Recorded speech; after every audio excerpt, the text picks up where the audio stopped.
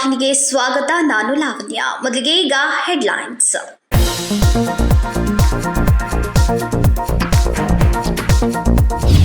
ಪಾಕಿಸ್ತಾನದ ಪರವಾಗಿ ಯಾರೇ ಮಾತನಾಡಿದರೂ ಅದು ದೇಶದ್ರೋಹ. ಪಾಕಿಸ್ತಾನ್ ಜಿಂದಾಬಾದ್ ಘೋಷಣೆ ಕೂಗಿರುವ 15 ಜನರ ವಿರುದ್ಧ ಪ್ರಕರಣ ದಾಖಲು. ಪಾಕಿಸ್ತಾನ್ ಪರವಾಗಿ ಮಾತನಾಡುವುದು ತಪ್ಪು ಹಾಗೂ ಅವರ ವಿರುದ್ಧ ಕಠಿಣ ಕ್ರಮ ಕೈಗೊಳ್ಳಲಾಗುವುದೆಂದ ಮುಖ್ಯಮಂತ್ರಿ ಸಿದ್ದರಾಮಯ್ಯ.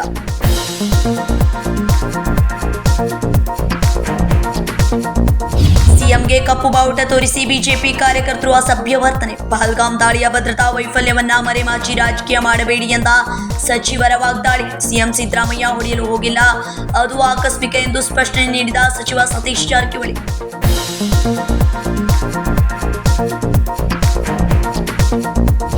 ಸಿಎಂ ಭಾಷಣಕ್ಕೆ ವಿರೋಧ. ಬಿಜೆಪಿ ಕಾರ್ಯಕರ್ತರ ಅತಿರೇಕ ಸರಿಯಲ್ಲ. ಸಚಿವೆ ಲಕ್ಷ್ಮೀ ಹೆಬ್ಬಾಳ್ಕರ್ ಎಚ್ಚರಿಕೆ. ಕಾಂಗ್ರೆಸ್ ಕಾರ್ಯಕರ್ತರು ಸುಮ್ಮನಿಲ್ಲ, ಇಂಥ ಘಟನೆಗಳು ಮರುಕಳಿಸಿದರೆ ಗಂಭೀರ ಪ್ರತಿಕ್ರಿಯೆ ನೀಡಬೇಕಾಗುತ್ತದೆ ಎಂದ ಹೆಬ್ಬಾಳ್ಕರ್.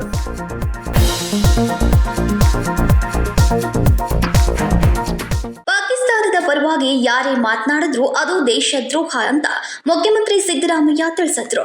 ಪಾಕಿಸ್ತಾನದ ಪರವಾಗಿ ಯಾರೇ ಮಾತನಾಡಿದರೂ ಅದು ದೇಶದ್ರೋಹ ಎಂದು ಮುಖ್ಯಮಂತ್ರಿ ಸಿದ್ದರಾಮಯ್ಯ ತಿಳಿಸಿದ್ರು.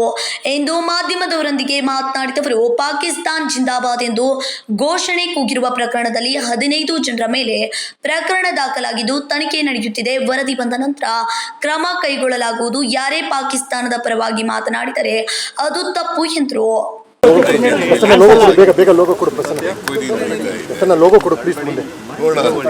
ರಿಪೋರ್ಟ್ ಬರಲಿ, ಆಮೇಲೆ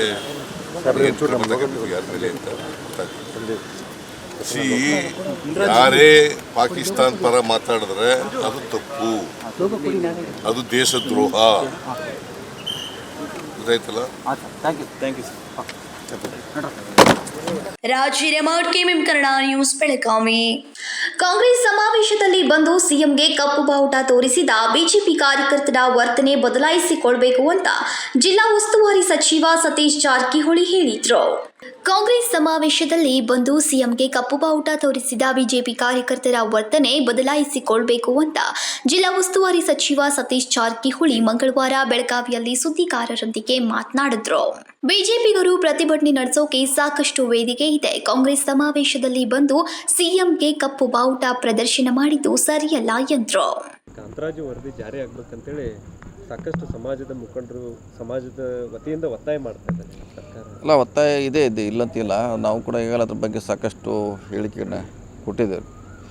ಒಂದು ಕಡೆ ಕೆಲವರು ಬೇಡ ಅಂತಾರೆ, ಕೆಲವರು ಬೇಕಂತಾರೆ, ಬೇಡ ಅಂತಾರೆ. ಅದು ಗೊಂದಲದಲ್ಲಿ ಇದೆ. ನಮ್ಮ ಸಜೆಷನು ಅದು ಸರಿಪಡಿಸಿ ಜಾರಿ ಮಾಡಿದ್ರೆ ಒಳ್ಳೆಯದು, ಪಕ್ಷಕ್ಕೆ ಒಳ್ಳೆಯದು, ನಮಗೂ ಒಳ್ಳೆಯದು ಅಂತ ಹೇಳಿದ್ವಿ. ಅವ್ರದ್ದೇನು ಸಮಸ್ಯೆ ಇದೆ ಕೇಳಬೇಕು. ಫಸ್ಟು ಏನು ನಿಮ್ಮ ಸಮಸ್ಯೆ ಅನ್ನೋದು ಕೇಳಿ ಅದಕ್ಕೆ ಪರಿಹಾರ ಮಾಡಿ, ಸೊ ಮತ್ತೊಂದು ಸಾರಿ ಸದನ್ನಲ್ಲಿ ಅದನ್ನು ಚರ್ಚೆ ಮಾಡಿ ಜಾರಿ ಮಾಡಿದ್ರೆ ಎಲ್ಲರಿಗೂ ಸೇಫ್ ಇರ್ತಾರೆ. ಎಲ್ಲರೂ ಒಂದು ಒಳ್ಳೆಯ ಬಾಂಧವ್ಯ ಇರ್ತಾರೆ. ಇಲ್ಲಾಂದರೆ ಈಗ ನಮ್ಮದು ಕಡಿಮೆ ಆಯಿತು, ನಿಮ್ದು ಹೆಚ್ಚಾಯಿತು, ನಿಮಗೇನೋ ಲಾಭ, ನಮಗೆ ನಷ್ಟ ಅನ್ನೋದು ಇದು ಚರ್ಚೆ ಇದೆ. ಅದು ಬಹಿರಂಗ ಚರ್ಚೆ ಆಗಬೇಕು. ಮತ್ತು ಯಾರು ತಕರಾರು ಮಾಡಿದ್ದಾರೆ ಅವ್ರಿಗೆ ಅವಕಾಶ ಕೊಡಬೇಕು. ಏನು ನಿಮ್ಮದು, ಏನು ನಾವು ಸರಿಪಡಿಸ್ಬೇಕಂತ ಅವಕಾಶ ಕೊಟ್ಟು ಮಾಡಿದ್ರೆ ಒಳ್ಳೆಯದು. ಬರೀ ವಿರೋಧ ಮಾಡೋದಕ್ಕಿಂತ ಏನು ಸಮಸ್ಯೆ ಇದೆ ನಾವು ಅದನ್ನ ಹೇಳಿ ಈಗಾಗಲೇ ಒಂದು 10 ಸಲ ಹೇಳಿದ್ದೀನಿ. ನಿಮ್ಮ ಸಮಸ್ಯೆನೇ ಹೇಳಿ, ಅದೇನು ದೊಡ್ಡದು ಚೇಂಜ್ ಮಾಡದೇ ಇರುವಂಥ ಏನು ವಿಷಯ ಅಲ್ಲ. ಮಾಡಲಿಕ್ಕೆ ಅವಕಾಶ ಇದೆ. ತಹಶೀಲ್ದಾರಿಗೆ ಅಧಿಕಾರ ಕೊಟ್ಟರೆ, ಸೊ ತಹಶೀಲ್ದಾರ್ ಲೆವೆಲಲ್ಲಿ ಬದಲಾವಣೆ ಮಾಡಲಿಕ್ಕೆ ಅವಕಾಶ ಕೊಟ್ಟರೆ ಅದನ್ನು ಸರಿಪಡಿಸಿ ರೀಪಬ್ಲಿಷ್ ಮಾಡಿದ್ರೆ ಅಂದರೆ ಎಲ್ಲರೂ ಸೇಫ್ ಇರ್ತಾರೆ. ಹಿಂದುಳಿದ ಸಮಾಜಕ್ಕೂ ಕೂಡ ಸಾಕಷ್ಟು ಇದರಿಂದ ಎಲ್ಲರಿಗೂ ಅನುಕೂಲ ಆಗುತ್ತೆ. ಯಾಕಂದ್ರೆ ಅದು ಸಾಮಾಜಿಕ ಶೈಕ್ಷಣಿಕದಿಂದ ನಾವು ಬಜೆಟ್ ಅಲೋಕೇಶನ್ ಮಾಡಬೇಕಾಗುತ್ತೆ. ಸೊ ಬೇರೆಯವ್ರಿಗೂ ತೊಂದರೆ ಆಗಬಾರ್ದು. ಯಾಕಂದ್ರೆ ಅವ್ರು ಹೇಳ್ತಾರೆ ನಮ್ಮದು ಕಡಿಮೆ ಆಗಿದೆ ಅಂತ, ಅವರೇ ಪ್ರೂವ್ ಮಾಡಬೇಕು ಹೆಂಗೆ ಕಡಿಮೆ ಆಗಿದೆ ಅಂತ. ಸೊ ಒಂದು ಸರಿಪಡಿಸಿದ್ರೆ ಸೊ ಸರ್ಕಾರಕ್ಕೆ ಒಂದು ಒಳ್ಳೆಯ ಹೆಸರು ಬರ್ತದೆ. ಸರ್, ನಿನ್ನೆ ಒಂದು ಘಟನೆ, ಸಿಎಂ ಅವ್ರ ಕಾರ್ಯಕ್ರಮಕ್ಕೆ ಬಂದು ಕಪ್ಪು ಬಟ್ಟೆ ಪ್ರದರ್ಶನ ಮಾಡುವಂಥದ್ದು ಅದು ಆಗಬಾರ್ದಿತ್ತು. ಯಾಕಂದರೆ ನಮ್ಮ ಪಕ್ಷ ನಮ್ಮ ಸಮಾವೇಶ ಅದು, ಅವ್ರು ಬರಬಾರ್ದು, ಆ ರೀತಿ ಮಾಡಬಾರ್ದು. ಬೇಕಾದ್ರೆ ಅವ್ರು ಶೋಭೆ ತರುವಂಥದ್ದಲ್ಲ ಅದು. ಅವ್ರ ಪಕ್ಷ ಅವ್ರು ಮಾಡ್ತಿರ್ತಾರೆ, ನಮ್ದು ನಾವು ಮಾಡ್ತೀವಿ. ಆ ರೀತಿ ಅವರು ಬುದ್ಧಿವಾದ ಹೇಳಬೇಕಂತ ಕಾರ್ಯಕರ್ತರಿಗೆ. ಸೊ ಅವ್ರು ಮಾಡ್ಲಿಕ್ಕೆ ಬೇರೆ ವೇದಿಕೆ ಸಾಕಷ್ಟು ಇದೆ, ಅಲ್ಲಿ ಮಾಡ್ಬೋದು, ಪತ್ರಿಕೆ ಹೇಳಿಕೆ ಕೊಡ್ಬೋದು. ಆದರೆ ಒಂದು ಸಮಾವೇಶದಲ್ಲಿ ಬಂದು ಹೇಳೋದು ಅದು ಸರಿಯಾದ ರೀತಿ ಅಲ್ಲ. ಅಂಥ ಸಮಾವೇಶಕ್ಕೆ ನುಗ್ಗುವಂಥದ್ದು ಒಂದು ಕಡೆ ಆದರೆ ಅದನ್ನು ಶಾಸಕರು, ರಾಜ್ಯಸಭಾ ಸದಸ್ಯರು ಅದನ್ನು ಸಪೋರ್ಟ್ ಮಾಡ್ತಾ ಇರುವಂಥದ್ದು. ಸರ್, ನಮ್ಮವ್ರು ಹೋಗಿ ಪ್ರಶ್ನೆ ಮಾಡ್ತಾ ಇದ್ರು ಅಂತ ಈರಣ್ಣ ಕಡಾಡಿ ಅದು ಮಾಡಬಾರ್ದು. ಅಲ್ಲೇ ಹಂಗೆ ಮಾಡ್ತಾರೆ. ಅದಕ್ಕೇನು ಸ್ವಲ್ಪ ಅವ್ರದ್ದಲ್ಲ ಅದು ಅವ್ರಿಗೆ ಮಾಡ್ಲಿಕ್ಕೆ ಸಾಕಷ್ಟು ಅವ್ರು ಇದಕ್ಕಿದೆಯಲ್ಲ, ಈಗಾಗಲೇ ಅವ್ರು ಕಾರ್ಯಕ್ರಮ ಮಾಡ್ತಾರೆ, ಅಲ್ಲಿ ಹೇಳ್ಬೋದು ಇತ್ತದ. ಇದು ಮಾಡಿದ ತಪ್ಪು ಆ ರೀತಿ ಆಗಬಾರ್ದು. ಅವ್ರು ಬುದ್ಧಿವಾದ ಹೇಳಬೇಕು. ನಾಳೆ ಇವರು ಹೋಗಿ ನಮ್ಮವ್ರು ಹೋಗಿ ಅವ್ರು ಗಲಾಟೆ ಮಾಡಿದ್ರೆ ಇವರು ಮಾಡಿದ್ರೆ ಸರಿ ಆಗೋಲ್ಲ. ಅದ ಸೊ ಬದಲಾವಣೆ ಮಾಡೋಕೆ BJP ಅವರು. ಸರಿ, ನಿನ್ನೆ CM ಅವರು ಅಧಿಕಾರಿ ಮೇಲೆ ಕೈ ಎತ್ತಿದ್ರು ಅನ್ನುವಂಥದ್ದು ಕೂಡ ಸಾಕಷ್ಟು ಚರ್ಚೆಗೆ ಆಗ್ತಾ ಇದೆ. ಆಗಿರ್ಬೋದು, ಏನು ಕೈ ಎತ್ತಿರಂತ ಏನಿಲ್ಲ. ಅವ್ರಿಗೆ ಆ ಥರ ಕೈ ಮಾಡಿ ಹೇಳ್ತಾ ಇದ್ರು ಅವರು, ಈ ರೀತಿ ಯಾಕೆ ಒಳಗೆ ಬಿಟ್ರೆ ಅಂತ ಸೊ ಪ್ರಶ್ನೆ ಮಾಡ್ತಾಯಿದ್ರು ಅವ್ರನ್ನ. ಆ ರೀತಿ ಹೊಡಿಲಿಕ್ಕೆ ಯಾರು ಆ ಅಧಿಕಾರಿಗಳನ್ನು ಒಂದಂಥ ದೊಡ್ಡ ವೇದಿಕೆ ಮೇಲೆ ಯಾರೂ ಹೊಡಿಲಿಕ್ಕೆ ಹೋಗಲ್ಲ, ಅದು ಅಸಾಧ್ಯ.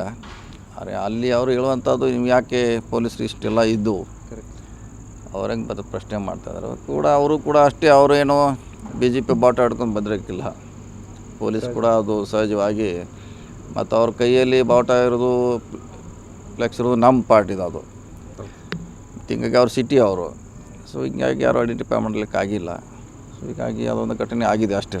ಈ ಪೆಹಲ್ಗಾಮ್ ಘಟನೆ ಸಂಬಂಧಪಟ್ಟಂಗೆ ಸರ್, ಮತ್ತು ನರೇಂದ್ರ ಮೋದಿ ಅವರ ನೇತೃತ್ವದಲ್ಲಿ ಮೀಟಿಂಗ್ ಆಗಿರುವಂಥದ್ದು ಇಂಟರ್ನಲ್ ಸೆಕ್ಯೂರಿಟಿ ಸಂಬಂಧ ಯುದ್ಧಕ್ಕೆ ತಯಾರಿ ಆಗ್ತಾ ಇದೆ ಅನ್ನೋ ಲೆಕ್ಕ. ಯಾಕಂದರೆ CM ಅವರು ಯುದ್ಧದ ಬೇಡ ಅಂತೇಳಿ ಹೇಳಿದ್ದು, ಯುದ್ಧದ ಅವಶ್ಯಕತೆ ಇಲ್ಲ ಅಂತ ಹೇಳ್ತಿದ್ದಾರೆ. ಬಟ್ ಅದನ್ನು ತಿರ್ಚುವಂಥ ಕೆಲಸ ಆಗ್ಬೋದು. ಯುದ್ಧವೇ ಬೇಡ ಅಂತೇಳಿ ಸಿದ್ದರಾಮಯ್ಯನವರು ಹೇಳಿದ್ದಾರೆ.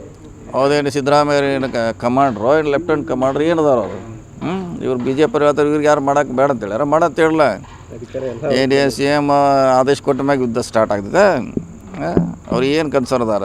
ಅವ್ರು ಹೇಳಿದ್ದಾರೆ ಯುದ್ಧ ಆಗೋದ್ರಿಂದ ಆರ್ಥಿಕವಾಗಿ ಹಿನ್ನಡೆ ಆಗ್ತೈತೆ. ಇವ್ರಿಲ್ಲ ಕೂತು ಹೇಳೋರು ಇವ್ರು ಯಾರು ಯುದ್ಧ ಅಲ್ಲಿ ಆಡೋಕೆ ಹೋಗೋದಿಲ್ಲ. ಯುದ್ಧ ಆಡಿ ಅಂತ ಹೇಳೋರ. ನಾಳೆ ಅದು ಎಷ್ಟು ಸಮಸ್ಯೆ ಆಯ್ತು ಅವ್ರಿಗೇನು ಗೊತ್ತು. ಮಾಡಲಿಕ್ಕೆ ಸ್ವತಂತ್ರ ಇದ್ದಾರೆ ಅವರು. ಮಾಡಲಿ ಎಲ್ಲ ಮಾಡಿ, ನಾಳೆ ಸ್ಟಾರ್ಟ್ ಮಾಡಲಿ. 8 ಗಂಟೆಗೆ ಸ್ಟಾರ್ಟ್ ಮಾಡಿಬಿಡ್ಲಿ. ಯಾರು ಮಾಡಿದ್ರೆ ಅವ್ರಿಗೆ ಸಿದ್ದರಾಮಯ್ಯ ಯಾಕೆ ಹಾಕೋದು? ಅವ್ರು ಏನು ಹೇಳಿದ್ದಾರೆ? ಅವ್ರು ಆರ್ಥಿಕ ತಜ್ಞರ, ಆರ್ಥಿಕ ಗೊತ್ತಿದೆ ಅವ್ರಿಗೆ ಎಷ್ಟು ಕಷ್ಟ ಇದೆ ಅಂತ. ಆಧಾರದ ಮ್ಯಾಗ ಹೇಳ್ರೆ ಇವರು ಯುದ್ಧ ಬೇಡ ಅಂತಾರೆ. ನಮ್ಮ ಕಡೆ ಏನಿಲ್ಲ ಮಾಡೋರು ಅವರು. ನಾಳೆ ಮಾಡಲಿ 8 ಗಂಟೆಗೆ ಬೆಳಗ್ಗೆ. ಯೂಶ್ವಲಿ 8 ಗಂಟೆಗೆ ಯುದ್ಧ ಸ್ಟಾರ್ಟ್ ಆಗ್ತೈತೆ ಯಾವಾಗಲೂ ಮಾರ್ನಿಂಗ್ ಸನ್ರೈಸ್ ಆದಮ್ಯಾಗ. 8 ಗಂಟೆ ಸ್ಟಾರ್ಟ್ ಮಾಡಲಿ, 6 ಗಂಟೆವರೆಗೆ ಸಾಯಂಕಾಲ ಡೈಲಿ. ಸುಮ್ಮನೆ ಹೇಳ್ರಿ ಆಯ್ತು. ನಾವು ಹೇಳಿದ್ದು ಅವರು ವರ್ಷನೇ ಹೇಳಿದ್ದಾರೆ ಅಷ್ಟೇ. ನಮ್ಮ ಕೈಗೇನೂ ಇಲ್ಲ. ಯುದ್ಧ ಪ್ರಾರಂಭ ಮಾಡಲಿಕ್ಕೆ ನಮ್ಮ ಕಡೆ ಇಲ್ಲ, ಬಂದ್ ಮಾಡಲಿಕ್ಕೆ ಹೋಗ್ಬೇಕಾದ್ರೆ ಅನ್ನುವಂಥದ್ದನ್ನು ಪಾಕಿಸ್ತಾನದ ಮೀಡಿಯಾಗಳಲ್ಲಿ ಹೇರೋ ಆಗ್ತಿದ್ದಾರೆ. ಅವ್ರು ಹೇಳ್ಯಾರ, ಅವ್ರ ಯುದ್ಧ ಬೇಡ ಅಂತ ಹೇಳ್ಯಾರ. ಅವರು ಲೆಕ್ಕ ಅಂಶಿ ನಷ್ಟ ಆಗ್ತಂತ ಆ ದೃಷ್ಟಿಯಿಂದ ಹೇಳ್ಯಾರ. ಅವಶ್ಯ ಬಿದ್ದರೆ ಮಾಡ್ಬೋದು. ನಮ್ಮ ಕೈಲಿ ಏನು ಇಲ್ಲೇ ಇಲ್ಲ. ನಮ್ಗೇನು ಕೇಳ್ತಾರೆ? ಕೇಳುವಂಥದ್ದು ಏನಿದೆ? ನಾಳಿಂದ ಸ್ಟಾರ್ಟ್ ಮಾಡಿಬಿಡ್ಲಿ ಬೆಳಗ್ಗೆ. ಅಲ್ಲ, ಇಂಥ ವಿಚಾರದಾಗೂ ಸದ್ಯಕ್ಕೆ ರಾಜಕೀಯ 100% ರಾಜಕೀಯನೇ. ಅವ್ರು ತಮ್ಮ ಪೆಲಿಯವ್ರು ಹೇಳ್ತಾ ಇಲ್ಲ. ಅವರು ಭದ್ರತಾ ವೈಫಲ್ಯ ಆಗಿದೆ ಅದನ್ನೇನು ಎಲ್ಲೂ ಹೇಳ್ತಾ ಇಲ್ಲ. ಅವರು ಬರೀ ಹಿಂದೂ ಹಿಂದೂ ಅಂತ ಕೇಳಿದ್ರು, ಮುಸ್ಲಿಂ ಕೇಳಿದ್ರು ಇದನ್ನೇ ಹೇಳ್ತಾರೆ. ಅದೆಲ್ಲ ಸರಿಯಾದ ಕ್ರಮ ಅಲ್ಲ. ಯುದ್ಧ ಮಾಡಲಿಕ್ಕೆ ಸ್ವತಂತ್ರ ಇದ್ರೆ ಮಾಡ್ಬೋದು ಅವರು. ಉಗ್ರರ ದಾಳಿ ಆದಮೇಲೆ ಅಲ್ಲಿಂದ ಬರಬೇಕಾದ್ರೆ ಫ್ಲೈಟ್ ರೇಟ್ಗಳು ಕೂಡ ಜಾಸ್ತಿ ಮಾಡಿದ್ದಾರೆ. ಅದನ್ನು ಈಗಾಗಲೇ ಸಂತೋಷ್ ಲಾಡ್ ಅವರು ಪ್ರಸ್ತಾಪ ಮಾಡಿದ್ದಾರೆ. ಮಾಡ್ತಾರೆ. ಪ್ರವಾಸಿಗರು ಉಚಿತವಾಗಿ ಕರ್ಕೊಂಡ್ಬಂದು, ಆದರೆ ಉಳಿಗೆ ಇನ್ನುಳಿದ ಪ್ರವಾಸಿಗರು ಬರಬೇಕಾಗಿತ್ತು, ವಿಜಯ್ ಬರೋಕ್ಕಿತ್ತು. ಆ ಟೈಮಲ್ಲಿ ಫ್ಲೈಟ್ ರೇಟ್ ಹೆಚ್ಚು ಮಾಡಿದ್ರು. ಮಾಡೇ ಮಾಡ್ತಾರೆ. ಮತ್ತು ಇಂಥ ಲಾಭ ಪಡ್ಲಿಕ್ಕೆ ಇವೆಲ್ಲ ಮೇಳ ನಡೆದು ಇಂಥವೆಲ್ಲ ಹೋಗಿ ಸಿಕ್ಕಾಪಟ್ಟೆ ಹೋಟೆಲ್ ಬಿಲ್ ರೇಟ್ ಆಗೋದು, ಫ್ಲೈಟ್ ರೇಟ್ ಹೆಚ್ಚಾಗೋದು. ಇದ್ರಾಗಲ ಒಂದು ಕಡೆ ಲಾಭ ಪಡ್ಲಿಕ್ಕೆ ಪ್ರಯತ್ನ ಮಾಡ್ತಾರೆ, ಒಂದು ಕಡೆ ಅವ್ರಿಗೆ ಅನುಕೂಲ ಆಗೋಂಥ ಪ್ರಯತ್ನ ಮಾಡ್ತಾರೆ. ಈ ರೀತಿ ಅವ್ರ ಸ್ಟ್ರಾಟಜಿ ಇರ್ತೈತೆ. ನೋಡೋಣ ಎಲ್ಲಿವರೆಗೆ ಆಗ್ತೈತಿ, ಕಾಯೋಣ ಅಷ್ಟೇ. ಬಿಹಾರದಲ್ಲಿ ಎಲ್ಲ ಅದೇ ಮಾತಾಡ್ತಿದ್ದಾರೆ ಮೋದಿ ಅವರು. ಬಿಹಾರ ಚುನಾವಣೆ ರ್ಯಾಲಿ, ಎಲೆಕ್ಷನ್ದಾಗೆಲ್ಲ ರ್ಯಾಲಿ ಅದೆಲ್ಲ ಬರೀ ಎದ್ದದ್ದೇ ಮಾತಾಡ್ತಿದ್ದಾರೆ. ಇದು ಮಾತಾಡೋದು. ಮತ್ತು ಅದೇನು ಬೇರೆ ಅವ್ರಿಗೆ ಗೆಲ್ಲಲಿಕ್ಕೆ ಏನು ಡೆವಲಪ್ಮೆಂಟ್ ಹೇಳಲಿಕ್ಕೆ ಏನೂ ಇಲ್ಲ ಅವ್ರ ಕಡೆ. ಹೇಳಿದ್ರೆ ಇದನ್ನೇ ಹೇಳಬೇಕು, ಪಾಕಿಸ್ತಾನ ಮುಸ್ಲಿಮು ಇದನ್ನು ಹೇಳೇ ಗೆಲ್ಲಬೇಕು ಅಷ್ಟೇ. ಮೆರಿಟ್ ಮ್ಯಾಗ ಅವ್ರ ಕಡೆ ಏನೂ ಅಂಶಗಳಿಲ್ಲ. ಭಯೋತ್ಪಾದಕರು ಜಮ್ಮು ಕಾಶ್ಮೀರದ ಪಹಲ್ಗಾಮದಲ್ಲಿ ದಾಳಿ ಮಾಡಿದ್ದು ಖಂಡನೀಯ. ಯುದ್ಧ ಮಾಡೋದು CM ಸಿದ್ದರಾಮಯ್ಯ ಅಲ್ಲವಲ್ಲ. ಸಿದ್ದರಾಮಯ್ಯ ಅವರು ಆರ್ಥಿಕ ತಜ್ಞರು. ಯುದ್ಧ ಮಾಡೋದ್ರಿಂದ ನಷ್ಟ ಆಗತ್ತೆ ಎಂಬ ಅರ್ಥದಲ್ಲಿ ಹೇಳಿದ್ದಾರೆ. ಬೇಕಾದ್ರೆ ನಾಳೆ ಬೆಳಗ್ಗೆಯೇ ಯುದ್ಧ ಮಾಡಲಿ ಎಂದರು. ಜಮ್ಮು ಕಾಶ್ಮೀರದ ಪಹಲ್ಗಾಮ ದಾಳಿಯ ಭದ್ರತಾ ವೈಫಲ್ಯ ಮರೆಮಾಚಿ BJP ರಾಜಕೀಯ ಮಾಡುವುದು ಸರಿಯಲ್ಲ ಎಂದರು. Vinod Kolkar, KMM Kannada news, Belagavi. BJP ನಾಯಕರು ನಮ್ಮ ನಾಯಕ ರಾಹುಲ್ ಗಾಂಧಿಯವರಿಗೆ ಸದನದ ಒಳಗೂ ಹೊರಗೂ ಬೈದ್ರು. ಪ್ರಜಾಪ್ರಭುತ್ವ ವ್ಯವಸ್ಥೆಗೆ ಬೆಲೆ ಕೊಟ್ಟು ನಾವು ಶಾಂತಿಯಿಂದ ವರ್ತನೆ ಮಾಡ್ತಾ ಇದ್ದೇವೆ. ಆದರೆ ಬಿಜೆಪಿ ಕಾರ್ಯಕರ್ತರು ಅತಿರೇಕವಾಗಿ ವರ್ತಿಸಿದ್ರು ಅಂತ ಸಚಿವೆ ಲಕ್ಷ್ಮಿ ಹೆಬ್ಬಾಳ್ಕರ್ ಬೇಸರವನ್ನ ವ್ಯಕ್ತಪಡಿಸಿದ್ರು. ಬಿಜೆಪಿ ನಾಯಕರು ನಮ್ಮ ನಾಯಕ ರಾಹುಲ್ ಗಾಂಧಿ ಅವರಿಗೆ ಸದನದ ಒಳಗೂ ಹೊರಗೂ ಬೈದ್ರು. ಪ್ರಜಾಪ್ರಭುತ್ವ ವ್ಯವಸ್ಥೆಗೆ ಬೆಲೆ ಕೊಟ್ಟು ನಾವು ಶಾಂತಿಯಿಂದ ವರ್ತನೆ ಮಾಡುತ್ತಿದ್ದೇವೆ. ನಾಡಿನ ಮುಖ್ಯಮಂತ್ರಿ ಸಿದ್ದರಾಮಯ್ಯನವರ ಭಾಷಣದ ವೇಳೆ ಬಿಜೆಪಿ ಕಾರ್ಯಕರ್ತರು ಅತಿರೇಕವಾಗಿ ವರ್ತಿಸಿದ್ರು ಎಂದು ಮಹಿಳಾ ಮತ್ತು ಮಕ್ಕಳ ಅಭಿವೃದ್ಧಿ ಇಲಾಖೆಯ ಸಚಿವೆ ಲಕ್ಷ್ಮೀ ಹೆಬ್ಬಾಳ್ಕರ್ ಬೇಸರ ವ್ಯಕ್ತಪಡಿಸಿದ್ದಾರೆ. ಬೆಳಗಾವಿಯಲ್ಲಿ ಸುದ್ದಿಗಾರರೊಂದಿಗೆ ಮಾತನಾಡಿದವರು, ಸಚಿವರು ಬೆಳಗಾವಿಯಲ್ಲಿ 25,000 ಜನರ ವಿಭಾಗದ ಮಟ್ಟದ ಕಾರ್ಯಕ್ರಮದಲ್ಲಿ ಮುಖ್ಯಮಂತ್ರಿಗಳು ಭಾಷಣ ಮಾಡುವಾಗ ಬಿಜೆಪಿ ಕಾರ್ಯಕರ್ತರು ಮಧ್ಯದಲ್ಲಿ ಬಂದು ಕಪ್ಪು ಬಟ್ಟೆ ತೋರಿಸುವುದು ಎಷ್ಟರ ಮಟ್ಟಿಗೆ ಸರಿ? ಮುಂದಿನ ದಿನಗಳಲ್ಲಿ ಬಿಜೆಪಿ ಸಮಾವೇಶದಲ್ಲಿ ಕಾಂಗ್ರೆಸ್ ಕಾರ್ಯಕರ್ತರು ಈ ರೀತಿ ಮಾಡಿದರೆ ನಮ್ಮ ಕಾರ್ಯಕರ್ತರನ್ನು ಅವರು ಸುಮ್ಮನೆ ಬಿಡುತ್ತಾರೆ ಎಂದು ಪ್ರಶ್ನಿಸಿದ್ರು.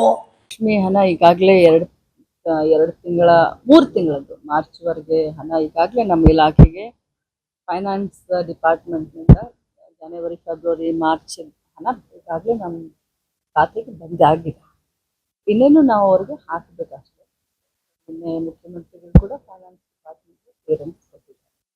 ಸೊ ಮೊದಲನೇ ಕಂತು, 2ನೇ ಕಂತು ಏನು 1 ವಾರದ ಒಳಗಡೆ ಎಲ್ಲ ಬಿಡುಗಡೆ ಮಾಡ್ಲಿಕ್ಕೆ ಶುರು ಅಂದರೆ 1 ವಾರ ಈ ರೀತಿ. ಬಟ್ ಹಣ ಬಂದಿದೆ. ಮಾರ್ಚ್ 31 ಅನ್ನೋದ್ರಿಂದ ಅಂದರೆ ಹೊಸ ವರ್ಷ ಪ್ರಾರಂಭ ಆಯ್ತಲ್ಲ, ಸ್ವಲ್ಪ ಡಿಲೇ ಆಯ್ತು. ಬಟ್ ಈಗ ಮತ್ತೆ ಯಥಾ ಪ್ರಕಾರ ಈಗ ಕಾಂಗ್ರೆಸ್ ಪಕ್ಷದ ಒಂದು ಕಾರ್ಯಕ್ರಮವನ್ನ ಮಾಡುವಂತ ಸಂದರ್ಭದಲ್ಲಿ ಈಗ ಬಿಜೆಪಿಯವರು ಮೊನ್ನೆ ಜನಾಕ್ರೋಶ ಕಾರ್ಯಕ್ರಮ ಮಾಡಿದ್ರು. ಇದು ಪ್ರಜಾಪ್ರಭುತ್ವ. ಅವರು ಏನೇನು ನಮ್ಮ ನಾಯಕರನ್ನ ಬೈದ್ರು, ಏನೇನು ರಾಹುಲ್ ಗಾಂಧಿ ಅವರಿಗೆ ಎಂತೆಂತ ಮಾತನ್ನ ಮಾತಾಡಿದ್ರು, ಸದನದ ಒಳಗಡೆನೂ ಮಾತಾಡಿದ್ರು, ಸದನದ ಹೊರಗಡೆನೂ ಮಾತಾಡಿದ್ರು, ಎಲ್ಲಾ ಮಾತನಾಡಿಸ್ಕೊಂಡು ಎಲ್ಲಾ ಮಾಡಿಸ್ಕೊಂಡು ಇದು ಪ್ರಜಾಪ್ರಭುತ್ವ, ಅವರಿಗೆ ಮಾತನಾಡೋ ಹಕ್ಕಿದೆ ಅಂತ ನಾವೆಲ್ಲರೂ ಶಾಂತಿಯಿಂದನೇ ವರ್ತನೆಯನ್ನ ಇಲ್ಲಿವರೆಗೆ ಮಾಡ್ಕೊಂಡು ಬಂದಿದ್ದೀವಿ. ಅತಿರೇಕಕ್ಕೆ ಹೋಗಿ ಮಾಧ್ಯಮದವ್ರು ತಾವು ಕೂಡ ನೋಡಿದೀವಿ. ನಮ್ಮ ಕಾರ್ಯಕ್ರಮವನ್ನ ಸುಮಾರು 20-25 ಸಾವಿರ ಜನ ಕಾರ್ಯಕರ್ತರು ಸೇರ್ಕೊಂಡು ಇಡೀ ಜಿಲ್ಲೆ, ಇಡೀ ವಿಭಾಗ ಮಟ್ಟದ ಕಾರ್ಯಕ್ರಮ ಮಾಡುವಂತದ್ರಲ್ಲಿ ಮಧ್ಯದಲ್ಲಿ ಬಂದು ನಿಂತು ಆ ಮಟ್ಟಕ್ಕೆ ಮಾಡ್ತಾರೆ ಅಂತಂದ್ರೆ, ಬಿಜೆಪಿ ಸಮಾವೇಶಗಳಲ್ಲಿ ಮಧ್ಯದಲ್ಲಿ ಹೋಗಿ ನಿಂತು ಕಾಂಗ್ರೆಸ್ನವರು ಒಂದು ವೇಳೆ ಆ ಮುಂದಿನ ದಿನದಲ್ಲಿ ಊಹಿಸ್ಕೊಳ್ಳಿ ಮಾಡಿದ್ರೆ ಈ ಬಿಜೆಪಿ ಕಾರ್ಯಕರ್ತರಾಗ್ಲಿ, ಬಿಜೆಪಿ ನಾಯಕರಾಗ್ಲಿ ನಮ್ಮ ಕಾರ್ಯಕರ್ತರನ್ನ ಸುಮ್ಮನೆ ಬಿಡ್ತಾರಾ? ಮುಂದೆ ಇದಕ್ಕೆ ನೀವೇ ಸಾಕ್ಷಿ ಆಗ್ತಿರಲ್ಲ. ಇವತ್ತಿಲ್ಲ ನಾಳೆ ಈ ರೀತಿ ಎಲ್ಲೋ ಒಂದು ಘಟನೆ ನಡೆಯುತ್ತೆ ಅಂತಾನೆ ಇಟ್ಕೊಳ್ಳಿ. ಯಾಕಂದ್ರೆ ನಮ್ಮ ಕಾರ್ಯಕರ್ತರನ್ನು ಸುಮ್ಮನೆ ಕೂತ್ಕೊಳ್ಳೋದಿಲ್ಲ. ನಮ್ಮ ಕಾರ್ಯಕರ್ತರಿಗೂ ಆ ರೋಷ, ದ್ವೇಷ, ಆವೇಶ, ಅಭಿಮಾನ, ಪಕ್ಷದ ಬಗ್ಗೆನ ಕಾಳಜಿ ಎಲ್ಲ ಇರುತ್ತೆ. ಸಿದ್ದರಾಮಯ್ಯನವರ ಅಭಿಮಾನಿಗಳು ಇಡೀ ರಾಜ್ಯಾದ್ಯಂತ ಮೂಲೆ ಮೂಲೆಯಲ್ಲಿ ಇದ್ದಾರೆ. ನಮ್ಮ ಮುಖ್ಯಮಂತ್ರಿಗಳು ಮಾತನಾಡಬೇಕಾದ್ರೆ ಈ ರೀತಿ ಕಪ್ಪು ಬಾವುಟವನ್ನ ಹಾರಿಸಿದ್ರು ಅಂತ ಹೇಳಿ ನಾಳೆ ತಮ್ಮ ಲೀಡರ್ಗಳು ಮಾತನಾಡಬೇಕಾದ್ರೆ ವೀರಾವೇಶವಾಗಿನೇ ತಮ್ಮ ಸಮಾವೇಶಗಳಲ್ಲಿ ಮಧ್ಯದಲ್ಲಿ ಬಂದು ನಿಂತು ಮಾಡೋದು ಖಂಡಿತವಾಗ್ಲು ಇವತ್ತು ನೀವು ಮಾಡಿದೀರಾ, ನೀವು ಹಾಕೊಟ್ಟಿದ್ದೀರಾ ಇದನ್ನ ಪ್ರಥಾ. ನಾಳೆ ನಮ್ಮವ್ರು ಬಂದು ಮಧ್ಯದಲ್ಲಿ ನಿಂತು ಮಾಡ್ತಾರೆ, ಅದನ್ನ ನೀವು ಸಹಿಸ್ಕೊಳ್ತೀರಾ? ಸೊ ಇದು ಪರ ವಿರೋಧ ಚರ್ಚೆ ಆಮೇಲೆ, ಬಟ್ ಇದು ಸರಿನಾ? ನಾನು ಇಷ್ಟೇ ಹೇಳಲಿಕ್ಕೆ ಬಯಸ್ತೇನೆ, ಅಧಿಕಾರಿ ಮೇಲೆ ಕೈ ಮಾಡಿದ್ದು ಆ ಕ್ಷಣದಲ್ಲಿ ನಾನು ಅದನ್ನ ಸಮರ್ಥನೆ ಮಾಡ್ಕೊಳ್ಳಿ. ಖಂಡಿತವಾಗ್ಲೂ ಅವರು ನಮ್ಮ ಹಿರಿಯ ಮುಖ್ಯಮಂತ್ರಿಗಳು, ಅವ್ರಿಗೆ ಗೊತ್ತು ಯಾವತ್ತೂ ಕೂಡ ಆ ಕ್ಷಣದಲ್ಲಿ ಆ ರೀತಿ ಆಗಿರ್ಬೋದು ಮುಖ್ಯಮಂತ್ರಿಗಳು. ಆದ್ರೆ ಅಧಿಕಾರಿಗಳನ್ನಾಗ್ಲಿ ಅಥವಾ ಅವ್ರಿಗೆ ಕೊಡುವಂತ ಗೌರವವಾಗ್ಲಿ ಯಾವತ್ತೂ ಕೂಡ ತಮ್ಮ ಚೌಕಟ್ಟಿನಲ್ಲಿ ಸಿದ್ದರಾಮಯ್ಯ ಸಾಹೇಬರು ಇಲ್ಲಿವರೆಗೂ ಇದ್ದಂತೆ. ಆ ಕ್ಷಣದಲ್ಲಿ, ಯಾಕಂತಂದ್ರೆ ಆ ಒಂದು ಸಂದರ್ಭದಲ್ಲಿ ಯಾವ ರೀತಿ ಘಟನೆ ನಡೀತು ಅನ್ನೋದನ್ನ ತಾವೆಲ್ಲರೂ ನೋಡಿದ್ದೀರ. ಆ ಸಂದರ್ಭದಲ್ಲಿ ಅದು ಆಗಿರೋದ್ರಿಂದ ಆ ಅಚಾತುರ್ಯ ನಡೆದು ಹೋಗಿದೆ. ಬಟ್ ಇದರ ಅರ್ಥ ಸಿದ್ದರಾಮಯ್ಯನವರು ಅದೇ ರೀತಿ ಇದ್ದಾರೆ ಅಂತಲ್ಲ. ಸಿದ್ದರಾಮಯ್ಯನವರ ಇನ್ನೊಂದು ಹೆಸರೇ ಹಿಂದುಳಿದ ಸಮಾಜ ಆಗಿರಬಹುದು, ತುಳಿತಕ್ಕೆ ಒಳಗಾದಂಥವರ ಧ್ವನಿಯಾದಂತ ಒಬ್ಬ ಧೀಮಂತ ನಾಯಕ ಅಂತ ಸಿದ್ದರಾಮಯ್ಯನವರನ್ನ ನಾವು ಎಲ್ಲರೂ, ನಾನೊಬ್ಬಳೇ ಅಲ್ಲ ರೀ, ಅಥವಾ ಅವರ ಒಂದು ಮಂತ್ರಿ ಮಂಡಳದಲ್ಲಿ ಮಂತ್ರಿ ಇದ್ದೀನಿ ಅಂತ ಹೇಳ್ತಾ ಇಲ್ಲ. ಇವತ್ತು ಸಿದ್ದರಾಮಯ್ಯನವರನ್ನ ಪ್ರತಿಯೊಬ್ರು ಕೂಡ ಎಲ್ಲರೂ ನಾವು ಹಾಡಿ ಹೋಗ್ಲಿ. ಯಾಕೆ ಅಂತಂದ್ರೆ ಅವರ ಒಂದು ದೊಡ್ಡ ಗುಣಕ್ಕೆ ನಾವು ಮಾತನಾಡ್ತಿರೋ ಒಂದು ಸಂದರ್ಭದಲ್ಲಿ ಆ ಚಾತುರ್ಯಕ್ಕೆ ನಾನು ಕರೆಕ್ಟ್ ಅಂತ ಎಲ್ಲಿ ಪಂಚಾಯತಿಯಲ್ಲಿ ಕೆಲಸ ಮಾಡೋಕ್ಕೂ ತೊಂದರೆ ಆಗ್ತಿದೆ ಅಂತ ನೀವು ಕೂಡ ಈಗ ವೈಫೈ ಯೂಸ್ ಮಾಡ್ಕೊಂಡು ವರ್ಕ್ ಮಾಡುವಂತ ಪರಿಸ್ಥಿತಿ. ಹೌದು, ನಾನು ಕೂಡ ಮಾಲಿನಿ ಕೃಷ್ಣ ಅವ್ರ ಹತ್ರ ಸುಮಾರು ಬಾರಿ ಮಾತಾಡಿದ್ದೀನಿ.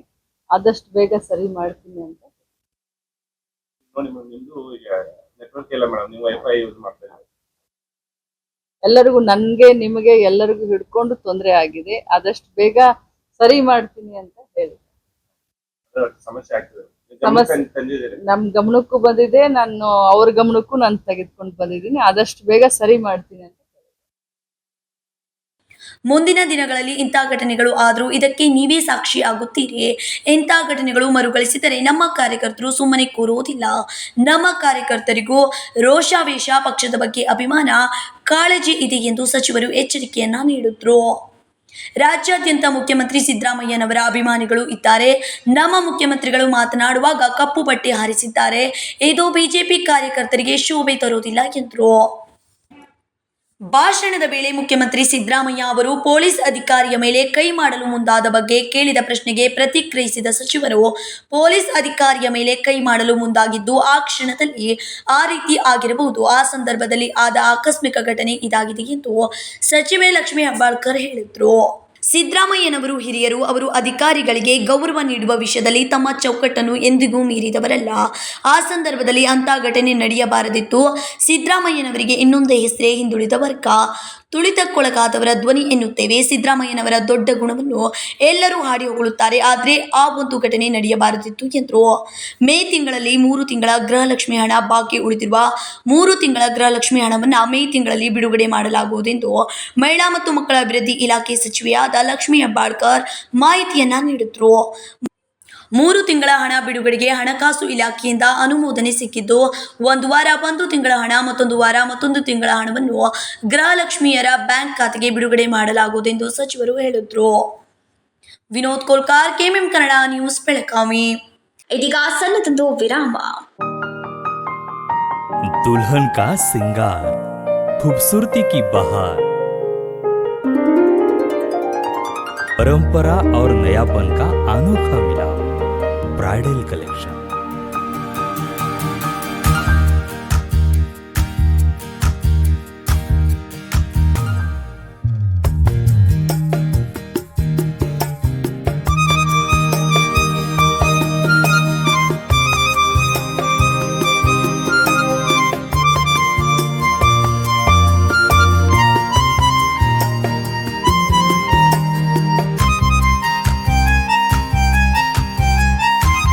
दुल्हन की खूबसूरती में 4 चांद लगाने वाली ब्राइडल कलेक्शन की विशाल रेंज।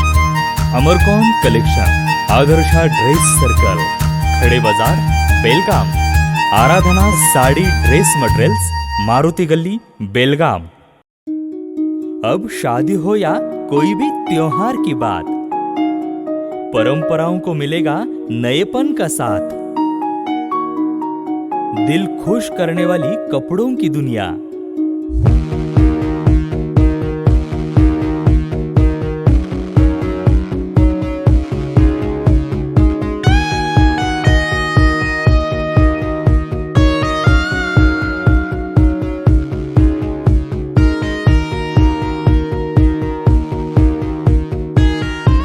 पूरे परिवार के कपड़े खरीदो अब एक ही छत के नीचे।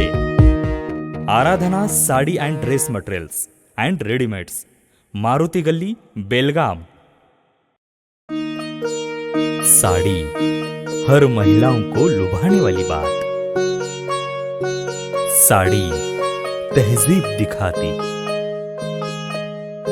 साड़ी परंपरा संभालती।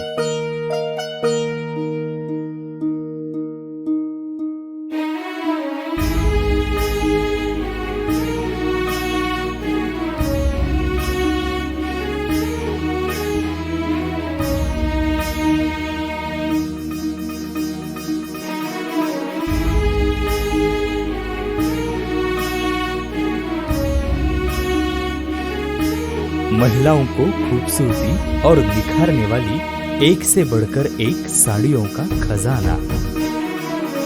Adarsha sari dress materials and readymades, Ramdev गली, बेलगाम।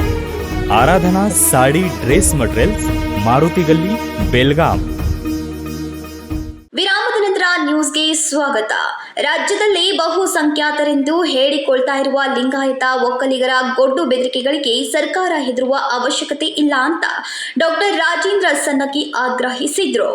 ರಾಜ್ಯದಲ್ಲಿ ಬಹುಸಂಖ್ಯಾತರೆಂದು ಹೇಳಿಕೊಳ್ತಾ ಇರುವ ಲಿಂಗಾಯತ ಒಕ್ಕಲಿಗರ ಗುಡ್ಡು ಬೆದರಿಕೆಗಳಿಗೆ ಸರ್ಕಾರ ಹೆದರುವ ಅವಶ್ಯಕತೆ ಇಲ್ಲ. ಸರ್ಕಾರ ಕೂಡಲೇ ಎಚ್ ಕಾಂತರಾಜು, ಜಯಪ್ರಕಾಶ್ ಹೆಗಡೆ ವರದಿಯನ್ನ ಯಥಾವತ್ತವಾಗಿ ಅಂಗೀಕರಿಸಬೇಕು ಅಂತ ರಾಜ್ಯ ಹಿಂದುಳಿದ ಜಾತಿಗಳ ಮತ್ತು ಶೋಷಿತ ಸಮುದಾಯದ ಒಕ್ಕೂಟದ ಮುಖಂಡ ಡಾಕ್ಟರ್ ರಾಜೇಂದ್ರ ಸನ್ನಗಿ ಆಗ್ರಹಿಸಿದ್ರು. 70 ವರ್ಷಗಳಿಂದ ನಿಮ್ಮ ದರ್ಪವನ್ನು ಸಹಿಸಿಕೊಂಡು ಬಂದಿದ್ದು, ಇನ್ನು ಮುಂದೆ ಗೊಡ್ಡು ಬೆದರಿಕೆಗಳಿಗೆ ನಾವು ಹೆದರುವುದಿಲ್ಲ. ನಿಮ್ಮನ್ನ ಹೊರಗಿಟ್ಟು ಚುನಾವಣೆಯಲ್ಲಿ ಗೆಲ್ಲುವಷ್ಟು ಜನಸಂಖ್ಯೆ ಹೊಂದಿದ್ದೇವೆ ಎಂದು ಎಚ್ಚರಿಸಿದರು. ಎಲ್ಲ ಸ್ನೇಹಿತರಿಗೆ ನಮಸ್ಕಾರಗಳು. ಕರ್ನಾಟಕ ರಾಜ್ಯ ಹಿಂದುಳಿದ ಜಾತಿಗಳ ಒಕ್ಕೂಟ, ಶೋಷಿತ ಸಮುದಾಯಗಳ ಒಕ್ಕೂಟ ಬೆಳಗಾವಿ ಜಿಲ್ಲೆ ಶಾಖೆಯ ಮುಖಾಂತರ ಈಗ ನಾವು ಸುದ್ದಿ ಮಾಧ್ಯಮಗೋಷ್ಠಿಯನ್ನು ನಡೆಸ್ತಾ ಇದ್ದೀವಿ. ಇದಕ್ಕೆ ಕಾರಣ ಅಂದ್ರೆ ಈಗ ರಾಜ್ಯದಲ್ಲಿ ಬಹು ಚರ್ಚಿತ ವಿಷಯ ಕಾಂತರಾಜು ವರದಿ ಜಾರಿ ಆಗಬೇಕು ಅಂತಕ್ಕಂಥದ್ದು. ಆದರೆ ಇದರಲ್ಲಿ ತಪ್ಪು ಕಲ್ಪನೆಗಳು ಭಾಳ ಆಗ್ಯಾವ. ಯಾಕಂದರೆ ಇದು ಶೋಷಿತ ಮತ್ತು ದಲಿತ ಅಥವಾ ಯಾವುದೋ ಒಂದು ಪರವಾಗಿ ಮಾಡಿದ್ದಂಥದ್ದು ಎಲ್ಲ ಸಮಾಜಗಳ ಇದು ಜಾತಿ ಸಮೀಕ್ಷೆ ಅಲ್ಲ. ಧಾರ್ಮಿಕ, ಶೈಕ್ಷಣಿಕ, ಆರ್ಥಿಕ ಮತ್ತು ರಾಜಕೀಯ ಸಮೀಕ್ಷೆ ಇದು. ಕಳೆದ 10 ವರ್ಷಗಳ ಹಿಂದೆ ಕಾಂತರಾಜ್, ಶಾಶ್ವತ ಹಿಂದುಳಿದ ವರ್ಗಗಳ ಆಯೋಗದ ಅಧ್ಯಕ್ಷರಾದ ಕಾಂತರಾಜು ಅವರ ಅಧ್ಯಕ್ಷತೆಯಲ್ಲಿ ಈ ಸಮೀಕ್ಷೆ ಆಗಿತ್ತು. ಸಮೀಕ್ಷೆ ಒಂದೋ ದಿವಸ ಮಾಡಿ ಅಥವಾ ಎಲ್ಲರ ಆಫೀಸಿನ ಕೂತ್ಕೊಂಡು ಮಾಡಿದಂಥದ್ದು. ಇಡೀ ಕರ್ನಾಟಕ ತುಂಬ ಎಲ್ಲ ಗಣತಿಗಳ ಸರ್ವೆಗಳನ್ನು ಮಾಡೋರು ಶಿಕ್ಷಕರನ್ನ. ಸುಮಾರು 1.64 ಲಕ್ಷ ಶಿಕ್ಷಕರು ಇಡೀ ಕರ್ನಾಟಕದ ಪ್ರತಿ ಹಳ್ಳಿ ಮತ್ತು ನಗರಗಳಲ್ಲಿ ಪ್ರತಿ ಮನೆಗೆ ಹೋಗದೆ ಮಾಡಿದಂಥ ಸಮೀಕ್ಷೆ ಅದು. ಅದರಲ್ಲಿ 100% 95% ಸಮೀಕ್ಷೆ ಆಗಿದೆ ಅಂತಕ್ಕಂಥ ಅಂಕಿ ಸಂಖ್ಯೆಗಳನ್ನು ಕೇಳ್ತಾ ಇದ್ದೀವಿ. ಯಾವುದೇ ಸಮೀಕ್ಷೆಗಳು ಮಾಡಿದರೂ 100ಕ್ಕೆ 100 ಆಗೋದಿಲ್ಲ. ಯಾಕಂದ್ರೆ ಕೆಲವೊಂದು ಜನರು ಆ ಸಮಯದಲ್ಲಿ ಇರೋದು ಅವ್ರ ಮನೆಯಲ್ಲಿ ಸಮೀಕ್ಷೆ ಮಾಡೋಕ್ಕಾದಾಗ, ಅಥವಾ ಬೇರೆ ಬೇರೆ ಕಾರಣ ಸ್ವಲ್ಪ ಒಂದು 4-5% ಸಮೀಕ್ಷೆ ಆಗುವುದಿಲ್ಲ. ಇದು ಸದ್ಯಕ್ಕೆ ಪಟ್ಟಣ ಪ್ರದೇಶದಲ್ಲಿ 94%, ಗ್ರಾಮೀಣ ಮಟ್ಟದಲ್ಲಿ 96%, ಟೋಟಲಿ 95% ಸಮೀಕ್ಷೆ ಆಗೈತಿ. ಅಂದರೆ ಈ ಕರ್ನಾಟಕ ರಾಜ್ಯದ ಆಗಿನ ಜನಸಂಖ್ಯೆ ಸುಮಾರು 6 ಕೋಟಿ ಇದ್ದರೆ 5,70,00,000 ಮಂದಿ ಜನರಿಗೆ ಸಮೀಕ್ಷೆಗೆ ಒಳಪಟ್ಟಾರ. ಸುಮಾರು 30 ಲಕ್ಷ ಜನರು ಸಮೀಕ್ಷೆಗೆ ಒಳಪಟ್ಟಿಲ್ಲ. ಇದರ ಜೊತೆಗೆ ಈ ಹಿಂದೇನು ನಾವು 10 ವರ್ಷಕ್ಕೊಮ್ಮೆ ಜನಗಣತಿ ಆಗ್ತಿತ್ತು ಅಥವಾ ಮತದಾರ ಪಟ್ಟಿ ಮಾಡ್ತಿದ್ರು, ಇದನ್ನೆಲ್ಲ ಮಾಡೋರು ಶಿಕ್ಷಕರು ಯಾವುದೇ ಜಾತಿಗೆ ಸೀಮಿತ ಆದವರಲ್ಲ. ಶಿಕ್ಷಕರ ಎಲ್ಲ ಸಮಾಜದವ್ರು ಅದಾರ. ಆ ಶಿಕ್ಷಕರು ಮನೆ ಮನೆಗೆ ಹೋಗಿ ಸಮೀಕ್ಷೆ ಮಾಡಿದ ಬಗ್ಗೆ ನಮಗೆಲ್ಲರಿಗೂ ಗೊತ್ತು. ನಾವು ಗ್ರಾಮೀಣ ಮಟ್ಟದಲ್ಲಿ ಇರೋರು. ನಮ್ಮ ಊರೊಳಗೆ ನಮ್ಮಲ್ಲಿ ಶಿಕ್ಷಕರು ಬಂದು ನಮ್ಮ ಮನೆಗೆ ಎಲ್ಲರ ಮನೆಗೆ ಸಮೀಕ್ಷೆ ಮಾಡ್ಯಾರ. ಸೊ ಆಗ ಮಾಡಿದ್ದು ವರದಿ ಸಿದ್ದರಾಮಯ್ಯನವ್ರ ಅಧಿಕಾರ ಮುಗಿಯೋಕ್ಕಿಂತ ಮೊದಲು ಅದು ಬರಲಿಲ್ಲ. ಆಮೇಲೆ ಕುಮಾರಸ್ವಾಮಿ ಅವರು ಇದ್ದಾಗ, ಅಂದರೆ ಮಿಶ್ರ ಸರ್ಕಾರ ಇದ್ದಾಗ, ಸಮ್ಮಿಶ್ರ ಸರ್ಕಾರ ಇದ್ದಾಗ, BJP ಸರ್ಕಾರ ಇದ್ದಾಗ ಅದನ್ನು ಕೊಡಬೇಕಂತ ಪ್ರಯತ್ನ ಮಾಡಿದ್ರು. ಆಗಿನ ಕುಮಾರಸ್ವಾಮಿ ಅವರ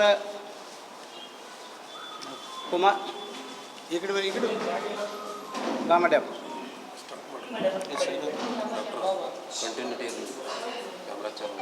ಸೊ ಅದು ಸಮ್ಮಿಶ್ರ ಸರ್ಕಾರ ಇದ್ದಾಗ ಪುಟ್ಟರಂಗ ಶೆಟ್ಟಿ ಅಂತ ಹಿಂದುಳಿದ ವರ್ಗಗಳ ಸಚಿವರಿದ್ದರು. ಆವಾಗ ಈ ವರದಿಯನ್ನು ಅಂಗೀಕಾರ ಮಾಡೋದು ಅಂತಂದ್ರೆ ಆವಾಗ ಅದು ಅಂಗೀಕಾರ ಮಾಡಲಿಕ್ಕೆ ವಿರೋಧ ಮಾಡಿರಿ ಎಚ್ ಡಿ ಕುಮಾರಸ್ವಾಮಿ ಅವರು. ಅದು ಅಂಗೀಕಾರ ಮಾಡೋಂಗಿಲ್ಲ, ಸ್ವೀಕಾರ ಮಾಡೋಂಗಿಲ್ಲ. ಹೀಗಾಗಿ ಉಳಿತು. ಅದೀಗ ಈಗಿನ ಸಿದ್ದರಾಮಯ್ಯ ಸರ್ಕಾರ ಬಂದ ಮೇಲೆ ಅದು ಕಾಂತರಾಜುವರ ಅಧಿಕಾರಾವಧಿ ಮುಗಿದ ಯಾರು ಜಯಪ್ರಕಾಶ್ ಶೆಟ್ಟಿಯವರು ಅಧ್ಯಕ್ಷತೆ ಶಾಶ್ವತ ಹಿಂದುಳಿದ ವರ್ಗಗಳ ಆಯೋಗದ ಅಧ್ಯಕ್ಷತೆ ಅವರು ನೇಮಕ ಮಾಡಿದವರು BJP ಸರ್ಕಾರದವರು. ಆ ಸದಸ್ಯರು ನೇಮಕ ಮಾಡಿದವರು BJP ಸರ್ಕಾರದವರು. ಅಂಥ ಜಯಪ್ರಕಾಶ್ ಹೆಗಡೆ ಅವರು ಸನ್ಮಾನ್ಯ ಸಿದ್ದರಾಮಯ್ಯನವರಿಗೆ ಈ ವರದಿಯನ್ನು ಕೊಟ್ಟಿದ್ದರು. ನನಗನಿಸಿ ಮಾಡಿ ಮಾನ್ಯ ಕ್ಯಾಬಿನೆಟ್ ಮೀಟಿಂಗ್ ಆಗುವವರೆಗೂ ಮಂತ್ರಿಗಳಿಗೆ ಗೊತ್ತಿರಲಿಲ್ಲ, ಮುಖ್ಯಮಂತ್ರಿಗೆ ಗೊತ್ತಿರಲಿಲ್ಲ ಅದರೊಳಗೆ ಏನಾಯ್ತು ಅಂತ. ಈಗ ನನಗನಿಸಿ ಮಟ್ಟಿಗೆ ಎಲ್ಲ ಸಚಿವರಿಗೆ ಗೊತ್ತಾಗೈತೆ, ಯಾಕಂದರೆ ಎಲ್ಲರಿಗೂ ಕಾಪಿ ಕೊಟ್ಟ. ಸೊ ಶಾಸಕರು ಇನ್ನೂ ಎಲ್ಲರಿಗೂ ಗೊತ್ತಾಗೈತಿಲ್ಲ ಗೊತ್ತಿಲ್ಲ, ನಮಗೆ ಯಾರಿಗಂತೂ ಗೊತ್ತಿಲ್ಲ ಅದು ಏನೈತಿ ವರದಿಗಳು. ಆದರೆ ನಮ್ಮ ಆಗ್ರಹ ಏನಂದ್ರೆ, ಇದು ಈ ಸಮೀಕ್ಷೆ ಇರ್ಬೋದು, ಇದರಿಂದ ಜಾತಿಗಳ ಸಂಖ್ಯೆ ಗೊತ್ತಾಗತ್ತೆ, ಯಾವ ಜಾತಿಯವ್ರು ಎಷ್ಟು ಜನ ಅದಾವೆ ಅದನ್ನು ಅಂಗೀಕಾರ ಮಾಡಲಿ. ಯಾಕಂದ್ರೆ ಸುಪ್ರೀಂ ಕೋರ್ಟ್ ಈಗಾಗಲೇ 2 ಸಲ ತೀರ್ಮಾನ ಕೊಟ್ಟೈತಿ. ಈ ರಿಸರ್ವೇಷನ್ ಕೊಟ್ಟಾಗ ರಾಜಕೀಯ ಮೀಸಲಾತಿ ಇರ್ಬೋದು, ಔದ್ಯೋಗಿಕ ಮೀಸಲಾತಿ ಇರ್ಬೋದು, ಶೈಕ್ಷಣಿಕ ಮೀಸಲಾತಿ ಕೊಟ್ಟಾಗ ನೀವು ಯಾವ ಆಧಾರದ ಮೇಲೆ ಇವರಿಗೆ ಮೀಸಲಾತಿ ಕೊಡಾಕತ್ತೀರಿ, ನಿಮ್ಮ ಕಡೆ ಅಂಕಿ ಸಂಖ್ಯೆ ಎಲ್ಲಿದಾವೆ ಅಂತ ಕೇಳಿದ್ದೆ ಸುಪ್ರೀಂ ಕೋರ್ಟ್. ಸೊ ಇದನ್ನು ಕೊಡೋದ್ರಿಂದ ಆಯಾ ಸಮುದಾಯಕ್ಕೆ ರಾಜಕೀಯವಾಗಿ, ಶೈಕ್ಷಣಿಕವಾಗಿ ಮತ್ತು ಔದ್ಯೋಗಿಕವಾಗಿ ಮೀಸಲಾತಿಯನ್ನು ಕೊಡ್ತಕ್ಕಂಥದ್ದು ಎಷ್ಟು % ಕೊಡಬೇಕು, ಯಾವ ರೀತಿ ಕೊಡಬೇಕಂತ ನಿರ್ಣಯ ಮಾಡಲಿಕ್ಕೆ ಈ ಅಂಕಿ ಸಂಖ್ಯೆಗಳ ಅವಶ್ಯಕತೆ. ಭಾಳ ಮಂದಿ ಅದನ್ನು ನೋಡೋದನ ಈಗ 2-3 ವರ್ಷದಿಂದ ಕೇಳ್ತಾ ಇದ್ದೀವಿ ನಾವು, ಅವೈಜ್ಞಾನಿಕವಾಗೈತಿ ಅಂತ ಭಾಳ ಮಂದಿ ಹೇಳ್ತಾರೆ.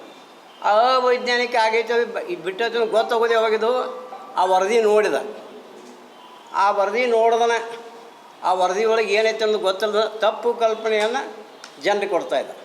ಸೊ ಅದಕ್ಕಾಗಿ ನಾವು ಹೇಳೋದೇನೆಂದ್ರೆ, ಈ ಒಂದು ಸಮೀಕ್ಷೆ ಒಪ್ಕೊಳ್ಳಿ, ಒಂದೇ ಲೋಪದೋಷಗಳಿದ್ದರೆ ಸರಿ ಮಾಡ್ಕೊಳ್ಳಿ, ನಾವೇನು ಬೇಡ ಅನ್ನೋದಿಲ್ಲ. ಆದರೆ 169 ಕೋಟಿ ಸರ್ಕಾರಿ ಹಣವನ್ನು ಖರ್ಚು ಮಾಡಿ ಒಂದು ಸಂಸ್ಥೆ ವತಿಯಿಂದ, ಅಂದ್ರೆ ಶಾಶ್ವತ ಹಿಂದುಳಿದ ವರ್ಗಗಳ ಆಯೋಗ ಶಾಸನಬದ್ಧ ಸಂಸ್ಥೆ ಅದು. ಆ ಸಂಸ್ಥೆಯಿಂದ, ಯಾಕಂದರೆ ಅಲ್ಲಿ ಅಧ್ಯಕ್ಷರು ಮತ್ತು ಸದಸ್ಯರು ಬೇರೆ ಬೇರೆ ಜಾತಿಯವರು ಇರ್ತಾರೆ, ಒಂದೇ ಜಾತಿಯವರು ಇರೋದಿಲ್ಲ. ಅವರು ಎಲ್ಲರೂ ಕೂಡಿ ಸಮೀಕ್ಷೆ ಮಾಡಿಸಿದ್ದು ಒಪ್ಕೊಂಡ ಮೇಲೆ, ಆ ಒಪ್ಕೊಂಡ ಮ್ಯಾಗ ಏನೈತಿ ಗೊತ್ತಾಗತ್ತೆ, ಜನರಿಗೂ ಚರ್ಚೆ ಬರಲ್ಲ ಅಥವಾ ಜನರಿಗೆ ಗೊತ್ತಾಗಲಿ. ಅದರೊಳಗೆ ಲೋಪದೋಷ ಇದ್ದರೆ ತಿದ್ದುಪಡಿ ಮಾಡಲಿ, ನಮ್ಮದೇನು ಪ್ರಾಬ್ಲಮ್ ಇಲ್ಲ. ಆದರೆ ಅದನ್ನು ಮಾಡೋದನ್ನ ಕೆಲವು ಮಂದಿ ನಮ್ಮ ಸಮಾಜ ಕಡಿಮೆ ಐತಿ, ನಿಮ್ಮ ಸಮಾಜ ಕಡಿಮೆ ಐತಿ ಅಂತಕ್ಕಂಥ ಗೊಂದಲದಲ್ಲಿ ಈಗ ನಮ್ಮ ಎಲ್ಲ ಸಮಾಜ ಹೋಗು. ಯಾಕೆ ನಾವೆಲ್ಲ ವೇದಿಕೆ ಮ್ಯಾಗೂ ಕೆಲವೊಂದು ಸಮಾಜ ಸಂಘಟನೆಯವರು ಇದ್ದೀವಿ, ನಾವೆಲ್ಲ ಹೇಳ್ಕೊತ ಬಂದೀವಿ, ಮೊದಲು ಹೇಳ್ಕೊತ ಬಂದೀವಿ. ಸಮೀಕ್ಷೆಯಲ್ಲೇ ಏನಿಲ್ಲ, ಅಜ್ಮಾಸ್ ನಾವು ಕುರುಬರು ನಮ್ಮದು 90 ಲಕ್ಷ ಐತಿ, SC ಸಮಾಜದವ್ರು ಇಲ್ಲ ನಮ್ಮದು 2 ಕೋಟಿ ಐತಿ, ST ಸಮಾಜದವ್ರು 1 ಕೋಟಿ ಐತಿ, ಅಥವಾ ಲಿಂಗಾಯತರು 2 ಕೋಟಿ ಇದ್ದೀವಿ, ಒಕ್ಕಲಿಗರು 2 ಕೋಟಿ ಇದ್ದೀವಿ. ಅದನ್ನೆಲ್ಲ ಹಂಗೆ ಹೇಳಿದ್ದೆಲ್ಲ ಲೆಕ್ಕ ಮಾಡಿದ್ರೆ 20 ಕೋಟಿ ಆಕತಿ. ನಮ್ಮ ಜನಸಂಖ್ಯೆ ಇರೋದು ಎಷ್ಟು? ಸಮೀಕ್ಷೆ ಆದಾಗ 6 ಕೋಟಿ ಇತ್ತು, ಈಗ 7 ಕೋಟಿ. 7 ಕೋಟಿ ಜನಸಂಖ್ಯೆ ಒಳಗೆ ಇರಬೇಕಲ್ಲ ನಾವು ಎಲ್ಲ ಜಾತಿಯವರು. ಮತ್ತು ನಮ್ಮ ಅಂಕಿ ಸಂಖ್ಯೆಗಳು ಹೇಳ್ಕೊತ ಹೋಗ್ಬಿಟ್ರೆ ನಾವೆಲ್ಲರೂ ಕಡಿಮೆ ಯಾರು ಹೇಳ್ಕೊಳಕತ್ತಿಲ್ಲ, ನಮಗೆ ಲೆಕ್ಕೂ ಇಲ್ಲ. ಅಜ್ಮಾಸ್ ಪಂಚಾಯತ್ ನಮ್ಮ ಇಷ್ಟು ಓಟದು, ನಮ್ಮ ಇಷ್ಟು ಜನಸಂಖ್ಯೆ ಐತಿ, ಇಷ್ಟು ಜನ ಅಂತ ಸರ್ಕಾರಿ ಸೌಲಭ್ಯಗಳನ್ನ ಪಡ್ಕೊಳಕ್ಕೆ ಮಧ್ಯಂತರದಲ್ಲಿ ಒಂದು ವ್ಯವಸ್ಥೆ ಐತಿ. ನಾವು ಬಹುಸಂಖ್ಯಾತರು ಅಂಥೇಳಿ ಎಲ್ಲ ಸೌಲಭ್ಯಗಳನ್ನ ಕೆಲವೊಂದು ಸಮಾಜ ಅಷ್ಟ ತಗೋತ ಬಂದವು, ಅವ್ರು ದಬಾಣಿಕೆ ಮಾಡ್ಕೊತ ಬಂದ. ನಮ್ಮ ಭಟ್ ಸಮಾಜ ಐತಿ, ಇಷ್ಟು ಸಮಾಜ. ನಿಜವಾಗಿರೋದು 1831ರಲ್ಲಿ ಸಮೀಕ್ಷೆ ಆಗೈತಿ, ಅದು ಬ್ರಿಟಿಷ್ ಗೌರ್ಮೆಂಟಿಂದ ಸಮೀಕ್ಷೆ ಆಗೈತಿ. ಆವಾಗಿನ ಅಂಕಿ ಸಂಖ್ಯೆ ಪ್ರಕಾರ ಹೇಳೋದಿಲ್ಲ ಯಾರು. ಆವಾಗ ನಮ್ಮ ಉದಾಹರಣೆ, ನಮ್ಮ ಕುರುಬ ಸಮಾಜ ಆವಾಗ 8% ಇತ್ತು. ಈಗೂ ಭಾಳ ಅಂದ್ರೆ 9% ಆಗಿರ್ಬೋದು, ಅಥವಾ 8% ಅಷ್ಟೇ ಇರ್ಬೋದು. ನಾವು 15% ಐತೆ ಅನ್ನಕ್ಕೆ ಹೋದಿಲ್ಲ. ಅಥವಾ SC ಸಮಾಜ ಎಷ್ಟು % ಇತ್ತು, ಅದರ ಸ್ವಲ್ಪ ಹೆಚ್ಚಾಗ್ಬೋದು. ಅದಕ್ಕಾಗಿ ಬಂಧುಗಳೇ, ಈಗ ನಾ ಹೇಳೋದು ಅಂದ್ರೆ, ಈ ವರದಿ ಜನರಿಗೆ ಚರ್ಚೆಗೆ ಬರಲಿ, ಸರ್ಕಾರ ಇದನ್ನು ಒಪ್ಕೋಬೇಕು. ಯಾಕಂದ್ರೆ ಕಾಂಗ್ರೆಸ್ ಹೈಕಮಾಂಡ್ 100 ಸಲ ಹೇಳೈತಿ, ರಾಹುಲ್ ಗಾಂಧಿಯವ್ರು ಹೇಳ್ಯಾರ, ಇಡೀ ದೇಶದಲ್ಲಿ ಜಾತಿ ಗಣತಿ ಮಾಡ್ತೀವಿ. ಈ ಸಮೀಕ್ಷೆ ಏನೈತಿ, ಈ ಸಮೀಕ್ಷೆ ಒಳಗೆ ಶೈಕ್ಷಣಿಕ, ಔದ್ಯೋಗಿಕ ಸಮೀಕ್ಷೆ, ಆರ್ಥಿಕ ಸಮೀಕ್ಷೆ ಆದರೂ ಸಹಿತ ಅಲ್ಲಿ 54 ಕಾಲಮ್ ಇದ್ದು. ಆ ಫಾರ್ಮ್ದಾಗ 54 ಕಾಲಮ್ದಾಗ ಧರ್ಮ ಮತ್ತು ಜಾತಿ ಕಾಲಮ್ ಇದ್ದು, ಉಪಜಾತಿ ಒಂದು ಕಾಲಮ್ ಇತ್ತು. ಅವರು ತಮ್ಮ ಜಾತಿ ಯಾವುದ್ರೊಳಗೆ ಐತಿ ಅದರೊಳಗೆ ಭಾಷೆಯರು. ಈಗ ನಾನು ಕುರುಬ, ನನ್ನ ಧರ್ಮ ಹಿಂದೂ, ನಾನು ಧರ್ಮದ ಕಾಲಮ್ದಾಗ ಹಿಂದೂ ಅಂತ ಬರೆಸಿರ್ಬೋದು, ಕುರುಬ ಅಂತ ಬರೆಸಿದ್ದೀನಿ. ಉಪಪಂಗಡಗಳನ್ನು ಬರೆಸೋರು ಯಾರು ಬೇಕೋ ಅವ್ರು ಬರೆಸ್ಯಾರ, ಯಾರು ಬೇಕಾದ್ರೆ ಬಿಟ್ಟಾರ. ಇಲ್ಲಿ ದ್ವಂದ್ವ ಐತಿ. ಯಾಕಂದ್ರೆ ಕೆಲವೊಂದು ಜಾತಿಯವರು ಮೀಸಲಾತಿಗೆ ಒಂದು ಬೇರೆ ಜಾತಿ ಹೇಳ್ತಾರೆ, ರಾಜಕೀಯವಾಗಿ ಒಂದು ಬೇರೆ ಜಾತಿ ಹೇಳ್ತಾರೆ. ಅವ್ರಿಗೆ ಸಮಸ್ಯೆ ಆಗೈತೆ ಅದ. ನಾವು ರಾಜಕೀಯವಾಗಿ ಅದನ್ನು ಹೇಳ್ತೀವಿ, ಧಾರ್ಮಿಕವಾಗಿ ಅದನ್ನು ಹೇಳ್ತೀವಿ. ಇಲ್ಲಿ ನನಗನ್ಸಿಬಿಟ್ಟು ಹಿಂದುಳಿದ ವರ್ಗಗಳು ಶೋಷಿತರು, OBC, Muslims and SC ST ನಾವು ಯಾರೂ ಬ್ಯಾರೇದು ಹೇಳೋದಿಲ್ಲ. ಮೀಸಲಾತಿಗೂ ಅದನ್ನು ಹೇಳ್ತೀವಿ, ಜಾತಿ ಹೇಳೋದ್ರ ಅದನ್ನು ಹೇಳ್ತೀವಿ, ರಾಜಕೀಯವಾಗಿ ಅದನ್ನು ಹೇಳ್ತೀವಿ. ಕೆಲವೊಂದು ಜಾತಿಯವ್ರು ಏನು ಮುಂದುವರೆದ ಜನಾಂಗ ಅಂತ ಹೇಳ್ಕೋತಾರೆ. ಇವರು ಒಂದೊಂದು ಸಂದರ್ಭದಲ್ಲಿ ಒಂದೊಂದು ರೀತಿ ಹೇಳ್ತಾರೆ. ಒಂದು ಸಂದರ್ಭದಾಗ ನಾವು ಈ ಸಮಾಜ ಅಂತ, ಒಂದು ಸಂದರ್ಭದಾಗ ನಾವು ಈ ಸಮಾಜ ಅಂತ. ಅದಕ್ಕೆ ಅನೇಕ ಉದಾಹರಣೆ ಕೊಡ್ತೀನಿ ನಾ. ಸೊ ಅದಕ್ಕಾಗಿ ನಿಮ್ಮ ದ್ವಂದ್ವಗಳಿಗೆ ಸರ್ಕಾರದ ಮ್ಯಾಗ ಗೂಬೆ ಕುಂಡಿಸ್ಬೇಕು. ನಿಮ್ಮ ಸಮಸ್ಯೆಗಳನ್ನು, ನಿಮ್ಮ ಸಮಾಜದ ಸಮಸ್ಯೆಗಳನ್ನು ಸರ್ಕಾರದ ಮುಂದೆ ಹಾಕಬೇಕು. ನಮ್ಗೆ ಭಾಳ ಸಂತೋಷ ಐತಿ. ಒಂದು ವೇಳೆ ವೀರಶೈವ ಸಮಾಜದವ್ರು ಎಲ್ಲರೂ ನಾವು ವೀರಶೈವರಲ್ಲಿ ಲಿಂಗಾಯತರು ಅಂತ ಹೇಳ್ಕೊಂಡು ಸಂಖ್ಯೆ ದೊಡ್ಡದಾದ್ರೆ ನಮ್ದೇನು ಪ್ರಾಬ್ಲಮ್ ಇಲ್ಲ. ನಮ್ದು ಸಂಖ್ಯೆ ದೊಡ್ಡದಾಗಲಿ, ಆದ್ರೆ ಒಂದೇ ಹೇಳಿ, ಮೀಸಲಾತಿಗೆ ಒಂದು ಬೇರೆ ಹೇಳೋದು, ಧಾರ್ಮಿಕವಾಗಿ ಒಂದು ಬೇರೆ ಹೇಳೋದು ಮಾಡಬೇಕು. ಮೀಸಲಾತಿ ಒಂದೊಂದು ಕಮ್ಯುನಿಟಿ ಎರಡು ಮೀಸಲಾತಿ ತೊಗೋತಾರೆ. ಈ ಎಸ್ ಸಿ ಮೀಸಲಾತಿ ಎಷ್ಟ ತೊಗೋತಾರೆ, ಎಸ್ ಟಿ ಮೀಸಲಾತಿ ಎಷ್ಟ ತೊಗೋತೀವಿ, ಉಪ್ಪಾರು ಗ್ರೂಪ್ 1 ಅಷ್ಟೇ ಮೀಸಲಾತಿ ತೊಗೋತಾರೆ, ಕುರುಬರು 2A ಅಷ್ಟೇ ಮೀಸಲಾತಿ ತೊಗೋತೀವಿ ನಾವು. ಕೆಲವೊಂದು ಜಾತಿ ಅವ್ರು 2A ಮೀಸಲಾತಿನೂ ತೊಗೋತಾರೆ, 3B ಮೀಸಲಾತಿನೂ ತೊಗೋತಾರೆ. ಎಲ್ಲ ಅದ್ರಾಗೂ ಇರಲಿ ಇದ್ರಾಗೂ ಇರಲಿ. ಹಿಂಗಾಗಿ ಏನಾಗಿತ್ತು, ಯಾರಿಗೆ ಸಿಗಬೇಕಾಗಿತ್ತು, ಎಸ್ ಸಿ ಜನಾಂಗ ಸಿಗಬೇಕಾದಂಥ, ಎಸ್ ಟಿ ಜನಾಂಗ ಸಿಗಬೇಕಾದಂಥದ್ದು, ನಿಜವಾದ ಹಿಂದುಳಿದ ವರ್ಗದ ಸಿಗಬೇಕಾದದ್ದು ಸೌಲಭ್ಯಗಳನ್ನ ಕಸ್ಕೋತಾರೆ. ಈಗ ಮುಸಲ್ಮಾನರು ಅವರು ಹೋಗಿ ಅವ್ರ ಮನೆಗೆ ಹೋಗಿದ್ರೆ ಯಾವ ಸಮಾಜದಕ್ಕೆ ಮುಸಲ್ಮಾನರು ಇರ್ತಾರೆ. ನಾವು ಕಟಕರು, ನಾವು ಪಿಂಜಾರು, ನಾವು ಹಂಗನ್ನೋದ್ರು. ಈಗ ನಮ್ಮ ಮನೆಗೆ ಆದ್ರೆ ಕುರುಬರು ಅಂತ ಹೇಳ್ತೀವಿ. ನಾವು ಒಡೆಯರು ಎಲ್ಲ, ಅಥವಾ ನಾವು ಹತ್ತಿ ಕಂಕಣ ಉಣ್ಣಿ ಕಂಕಣ ಅಂತ ಹೇಳಂಗಿಲ್ಲ. ನಮ್ಮ ಇಡೀ ಕರ್ನಾಟಕದ ಎಲ್ಲೇ ಹೋಗಿ ಕೇಳಿದ್ರು ನೀವು ಯಾವ ಜಾತಿಯನ್ನು ಕುರುಬರು ಅಂತ ಹೇಳ್ತೀವಿ. ಎಸ್ ಸಿನೂ ಅಷ್ಟೇ, ಎಸ್ ಸಿ ಸಮಾಜಗಳು ಸಹಿತ ತಮ್ಮ ಜಾತಿ ಅಷ್ಟೇ ಹೇಳ್ತಾರೆ, ಬೇರೆ ಹೇಳೋದಿಲ್ಲ. ಎಸ್ ಟಿ ಸಮಾಜನೂ ಅಷ್ಟೇ. ಸೊ ನಮಗೇನು ಪ್ರಾಬ್ಲಮ್ ಇಲ್ಲ. ಪ್ರಾಬ್ಲಮ್ ಇರೋರು ಪ್ರಾಬ್ಲಮ್ ಮಾಡ್ಕೊಂಡಾಗ ಸರ್ಕಾರ ಹೊಣೆ ಅಲ್ಲ. ಸರ್ಕಾರದ ಏನೂ ಕೈವಾಡಿಲ್ಲ, ಸುಮ್ಮ ಅದ್ರ ಬಿಂಬಿಸಾಕತ್ತ. ಸೊ ತಪ್ಪು ಕಲ್ಪನೆಗಳನ್ನು ಕೊಟ್ಟು ಜನರನ್ನು ಹಾದಿ ತಪ್ಪಿಸೋಕ್ಕಿಂತ ನಿಜ ಒಪ್ಕೋರಿ, ನೀವು ಒಪ್ಕೋರಿ. ನಾವೆಲ್ಲರೂ ವೀರಶೈವರ, ನಾವು ಲಿಂಗಾಯತರು ಅಂತ ಹೇಳಿ ಖುಷಿ ಐತಿ ನಮಗೆ. ನೀವು 2 ಕೋಟಿ ಅಲ್ಲಿ 2.5 ಕೋಟಿ ಅಲ್ಲಿ ನಮ್ದೇನು ಪ್ರಾಬ್ಲಮ್ ಇಲ್ಲ. ನಾವು ಒಪ್ಕೊಂಡಿವಿ. ನೀವು ಮೊದಲಿಂದ್ರೂ ಕರ್ನಾಟಕದಲ್ಲಿ ದೊಡ್ಡ ಸಮಾಜ ಲಿಂಗಾಯತ, ಸೆಕೆಂಡ್ ಒಕ್ಕಲಿಗ ಅಂತ ಒಪ್ಕೊಂಡೀವಿ, ಈಗೂ ಒಪ್ಕೋತೀವಿ. ಆದ್ರೆ ನೀವು ಸಮೀಕ್ಷೆಗೆ ಬಂದಾಗ ಬೇರೆ ಹೇಳಿ. ಈಗ ನಾವು ಭಾಳ ಜನ ಅಂದ್ರೆ ಮೀಸಲಾತಿ ಸಲ ಬೇರೆ ಹೇಳ್ತೀರಿ, ನೀವು ಮೀಸಲಾತಿ ಸಲ ಬೇರೆ ಹೇಳ್ತೀರಿ, ಧಾರ್ಮಿಕ ಬಂದಾಗ ಈ ಕನ್ಫ್ಯೂಷನ್ ಏನೈತಿ. ಸರ್ಕಾರ ತಪ್ಪಿಲ್ಲದಲ್ಲ, ಸರ್ಕಾರದ ಮೇಲೆ ಗೂಬೆ ಕೂಡಿಸ್ತಕ್ಕಂಥ ಕೆಲಸ ಆಗ್ತೈತಿ. ಇದು ಆಗಬಾರ್ದು. ಸರ್ಕಾರಕ್ಕೆ ಒತ್ತಾಯ ಮಾಡ್ತೀವಿ ನಾವು. ಈ ಬೆಳಗಾವಿ ಜಿಲ್ಲಾ ಹಿಂದುಳಿದ ವರ್ಗ, ದಲಿತ, ಅಲ್ಪಸಂಖ್ಯಾತ ಏನು ನಾವು ನಾಯಕರಿದ್ದೀವಿ, ಶೋಷಿತರು, ನಾವೇನು ಸರ್ಕಾರಕ್ಕೆ ಒತ್ತಾಯ ಮಾಡ್ತೀವಿ. ಇದೇನು ಸಮೀಕ್ಷೆ ಐತಿ, ಇದನ್ನು ಕ್ಯಾಬಿನೆಟ್ ಒಪ್ಕೋಬೇಕು. ಒಪ್ಕೊಂಡು ನೀವು ಲೋಪದೋಷ ಇದ್ರ ತಿದ್ದುಪಡಿ ಮಾಡಿರಿ, ಇದನ್ನು ಜಾರಿ ಮಾಡಬೇಕು. ಜಾರಿ ಮಾಡೋದ್ರಿಂದ ಎಲ್ಲ ಸಮಾಜದ, ಎಲ್ಲ ಹಿಂದುಳಿದ ವರ್ಗ, ಎಲ್ಲ ದಲಿತರಿಗೆ, ಮುಸಲ್ಮಾನರಿಗೆ ನ್ಯಾಯ ಸಿಗ್ತೈತೆ ಅಂತಕ್ಕಂಥ ಮಾತನ್ನು ತಮ್ಮ ಮುಖಾಂತರ ಹೇಳಲಿಕ್ಕೆ ಇಚ್ಛೆಪಡ್ತೀನಿ. ಡಾಕ್ಟರ್, ಏನಾಗಿದೆ ಈಗ ಕೆಲವು ಸಚಿವರು ತಮ್ಮ ಸಮಾಜಗಳ ಮೀಟಿಂಗ್ ಮಾಡಿ selective part portion of the report leak ಮಾಡಿದ್ದಾರೆ. ಈಗ ಬಹಿರಂಗ ಆಗಿಲ್ಲ, ಬಟ್ ಸೆಲೆಕ್ಟಿವ್ಲಿ ಲೀಕ್ ಆಗಿದ್ದಾರೆ. ಕೆಲವು ಮಿನಿಸ್ಟರ್ ಸರ್ ತಮ್ಮ ಕಮ್ಯುನಿಟಿ ಮೀಟಿಂಗ್ ಮಾಡಿ ಅವರು ಸ್ಪ್ರೆಡ್ ಮಾಡ್ತಾರೆ, ಇದು ಮಾಡಿದ್ದಾರೆ. ಕ್ಯಾಬಿನೆಟ್ದಾಗ ಒಮ್ಮತ್ತಿಲ್ಲ ಇದ್ರ ಬಗ್ಗೆ. ಕ್ಯಾಬಿನೆಟ್ನಾಗ ಒಮ್ಮತ್ತಿಲ್ಲ ಅನ್ನೋ ಕ್ವಶನ್ ಆಮೇಲೆ ಹೇಳ್ತೀನಿ ಸರ.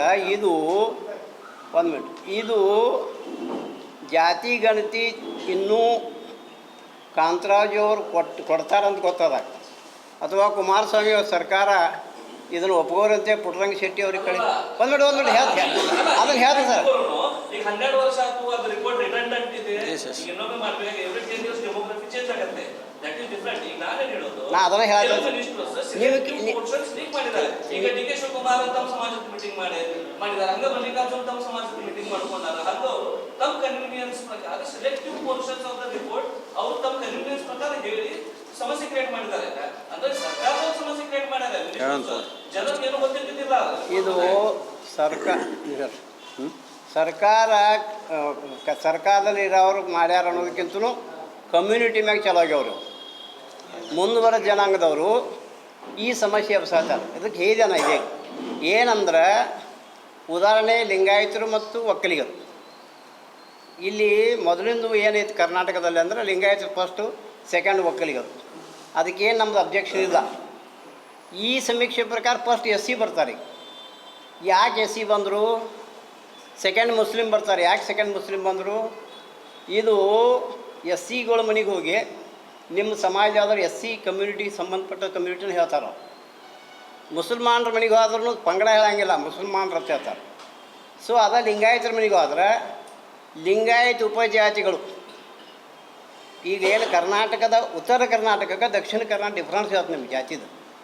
ಈಗ ಉದಾಹರಣೆ ಗಾಣಿಗ ಸೌತ್ ಕರ್ನಾಟಕದ ಬ್ಯಾಕ್ವರ್ಡ್, ಉತ್ತರ ಕರ್ನಾಟಕದ ಗಾಣಿಗ ಲಿಂಗಾಯತ್ ಗಾಣಿಗ.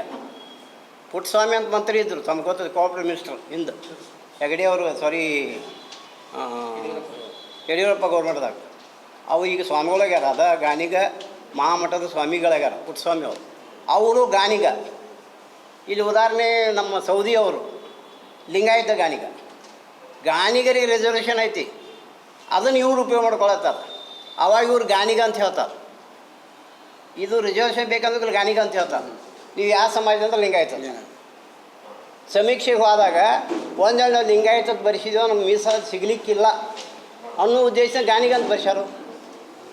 ಈಗ ಉದಾಹರಣೆ ಹೂಗಾರ, ಕುಂಬಾರ, ಮಡಿವಾಳ, ದೇವಾಂಗ, ಲಿಂಗಾಯತ ಸಮಾಜದ 18 ಉಪಜಾತಿಗಳು 2A ಮೀಸಲಾತಿ ಅಂತ ತಗೋತಾವೆ. ಪಂಚಮಶಾಲಿ ಲಿಂಗಾಯತನ ಬಿಟ್ಟರೆ 2A ಮೀಸಲಾತಿಯನ್ನು ಎಲ್ಲ ಲಿಂಗಾಯತ ಸಮಾಜದವ್ರು ತಗೋತಾರೆ. ಉದಾಹರಣೆ ಬಲಜಿಗ, ಇಡೀ ಲಿಂಗಾಯತ ಸಮಾಜದ ಶ್ರೇಷ್ಠ ಅಂತ ಹೇಳ್ಕೊತಾರೆ. ಅದಕ್ಕೆ ಅವಕ್ಕೇನೋ ವರ್ಡ್ ಆಯ್ತು, ಅದು ಅವರು ಶ್ರೇಷ್ಠ ಅನ್ಕೊಳಕ್ಕೆ ಅಂಥವ್ರು ಸದ್ಯಕ್ಕೆ 2A ಮೀಸಲಾತಿ ಅಂತ ತಗೋತಾರೆ. ಬಲೀಜ ಜನಾಂಗ, ದಕ್ಷಿಣ ಕರ್ನಾಟಕದಲ್ಲಿ ಬಲೀಜ ಅಂತ ಒಂದು ಜನಾಂಗ ಐತಿ. ಆವಾಗ ಯಡಿಯೂರಪ್ಪನವ್ರು ಏನು ಮಾಡ್ಯಾರ, ಒಂದು ಆದೇಶ ಮಾಡ್ಯಾರ, ಆದೇಶ ಕಾಪಿ ನಮ್ಮ ಕಡೆ ಐತಿ. ಬಲೀಜ ಸಮಾನ ಪದ ಬಣಜಿಗ ಅಂತ ಮಾಡ್ಯಾರ. ಬಣಜಿಗರನ್ನು 2A ಸೇರಿಸಲಿಲ್ಲ ಯಡಿಯೂರಪ್ಪನವರು, ಬರೀ ತಮ್ಮ ತಲೆ ಓಡಿಸಿರೋರು. ಬಲೀಜ ಸಮಾನ ಪದ ಬಣಜಿಗ ಆದೇಶ ಮಾಡಿಬಿಟ್ರು. ಉತ್ತರ ಕರ್ನಾಟಕ ಬಣಜಿಗರು 2A ತೊಳಕಾಯ್ತು.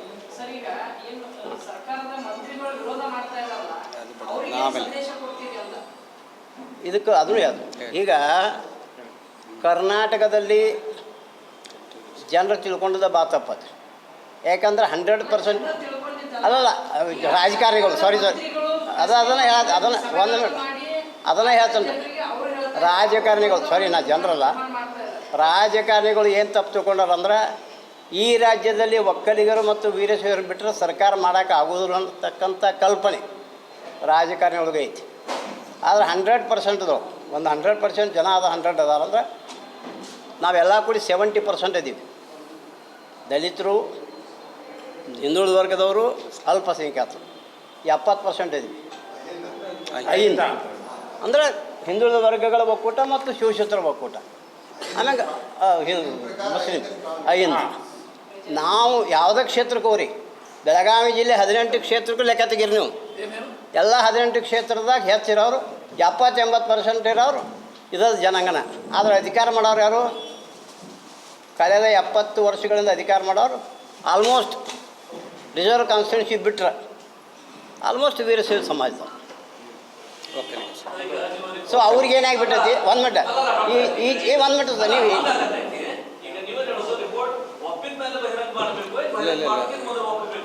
ಒಪ್ಪಿದ ಮ್ಯಾಗ ಬಹಿರಂಗ ಮಾಡ್ಯಾರ. ಈಗ ಬಹಿರಂಗ ಆಗೈತ್ರಿ. ಈಗ ಕ್ಯಾಬಿನೆಟ್ ಒಂದು ಮಿನಿಟ್ ಸರ, ಕ್ಯಾಬಿನೆಟ್ ಮಿನಿಸ್ಟ್ರ್ ಕೊಟ್ಟಿದ್ದಾರೆ. ಈಗ ಕ್ಯಾಬಿನೆಟ್ ಮಿನಿಸ್ಟ್ರಿ ಕಾಪಿ ಕೊಡಿ, ಅದಕ್ಕಿಂತ ಮೊದಲು ಬಹಿರಂಗ ಈಗಿಲ್ಲ. ಮಾನ್ಯ ನಡೆದಂಥ ಕ್ಯಾಬಿನೆಟ್ ಮೀಟಿಂಗ್ನಾಗ ಎಲ್ಲ ಮಿನಿಸ್ಟ್ರಿಗೆ ಕೊಟ್ಟಾರದು. ಹೀಗಾಗಿಲ್ರಿ, ಗೊತ್ತಾಕತಿ. ಈಗ ಮಂತ್ರಿಗಳು ಗೊತ್ತಾಗೈತಿ. ಈಗ ಉದಾಹರಣೆ ನಮ್ಮ ಸಮಾಜ, ಈಗ ಸರ್ ಒಂದು ಸೆಕೆಂಡ್ ಇಲ್ಲ, I will conclude it and come to the point. BUDA ಅಧ್ಯಕ್ಷ ಲಕ್ಷ್ಮಣರಾವ್ ಚಿಂಗಳೆ ಮಾತನಾಡಿ, ಎಚ್ ಕಾಂತರಾಜು, ಜಯಪ್ರಕಾಶ್ ಹೆಗ್ಡೆ ಸಮೀಕ್ಷೆಯ ವರದಿಯನ್ನ ಸರ್ಕಾರ ಬಹಿರಂಗಪಡಿಸಬೇಕು. 160 ಕೋಟಿ ರೂಪಾಯಿ ಖರ್ಚು ಮಾಡಿ ವರದಿ ಅನುಷ್ಠಾನಗೊಳಿಸದೆ ಹಾಕಿ ಬಿಡುವುದು ತಪ್ಪು. ಕೂಡಲೇ ವರದಿ ಒಪ್ಪಿಕೊಳ್ಳಬೇಕು. ಸುಪ್ರೀಂ ಕೋರ್ಟ್ ಕೂಡ ಸಮೀಕ್ಷಾ ವರದಿಗಳನ್ನು ಅನುಷ್ಠಾನಗೊಳಿಸಲು ನಿರ್ದೇಶನ ನೀಡಿಕೊಂಡು ಬರ್ತಾ ಇವೆ. ವರದಿಯಲ್ಲಿ ಲೋಪದೋಷಗಳಿದ್ರೆ ಸರಿಪಡಿಸಿಕೊಳ್ಳೋಕೆ ಅವಕಾಶ ನೀಡಿ, ಯಾವುದೇ ಕಾರಣಕ್ಕೂ ಮರು ಸಮೀಕ್ಷೆ ನಡೆಸೋಕೆ ಅವಕಾಶ ನೀಡಬೇಡಿ ಅಂತ ವಿನಂತಿಸಿದ್ರು. ಈಗಾಗಲೇ ಕಾಂತರಾಜ್ ಮತ್ತು ಜಯಪ್ರಕಾಶ್ ಹೆಗಡೆ ಇವರು ಮಂಡನೆ ಮಾಡಿದಂಥ ವರದಿಯ ಬಗ್ಗೆ ಡಾಕ್ಟರ್ ಸನ್ನಕ್ಕಿಯವರು ಭಾಳಷ್ಟು ಕುಲಂಕಷವಾಗಿ ಹೇಳಿದ್ದಾರೆ. ಕೆಲವೊಂದು ಮಾತುಗಳನ್ನ ಅವ್ರು ಬಿಟ್ಟು ಹೋದದ್ದನ್ನು ನಾನು ನಿಮ್ಮ ಮುಂದೆ ಇಡಲಿಕ್ಕೆ ಪ್ರಯತ್ನ ಮಾಡ್ತೀನಿ.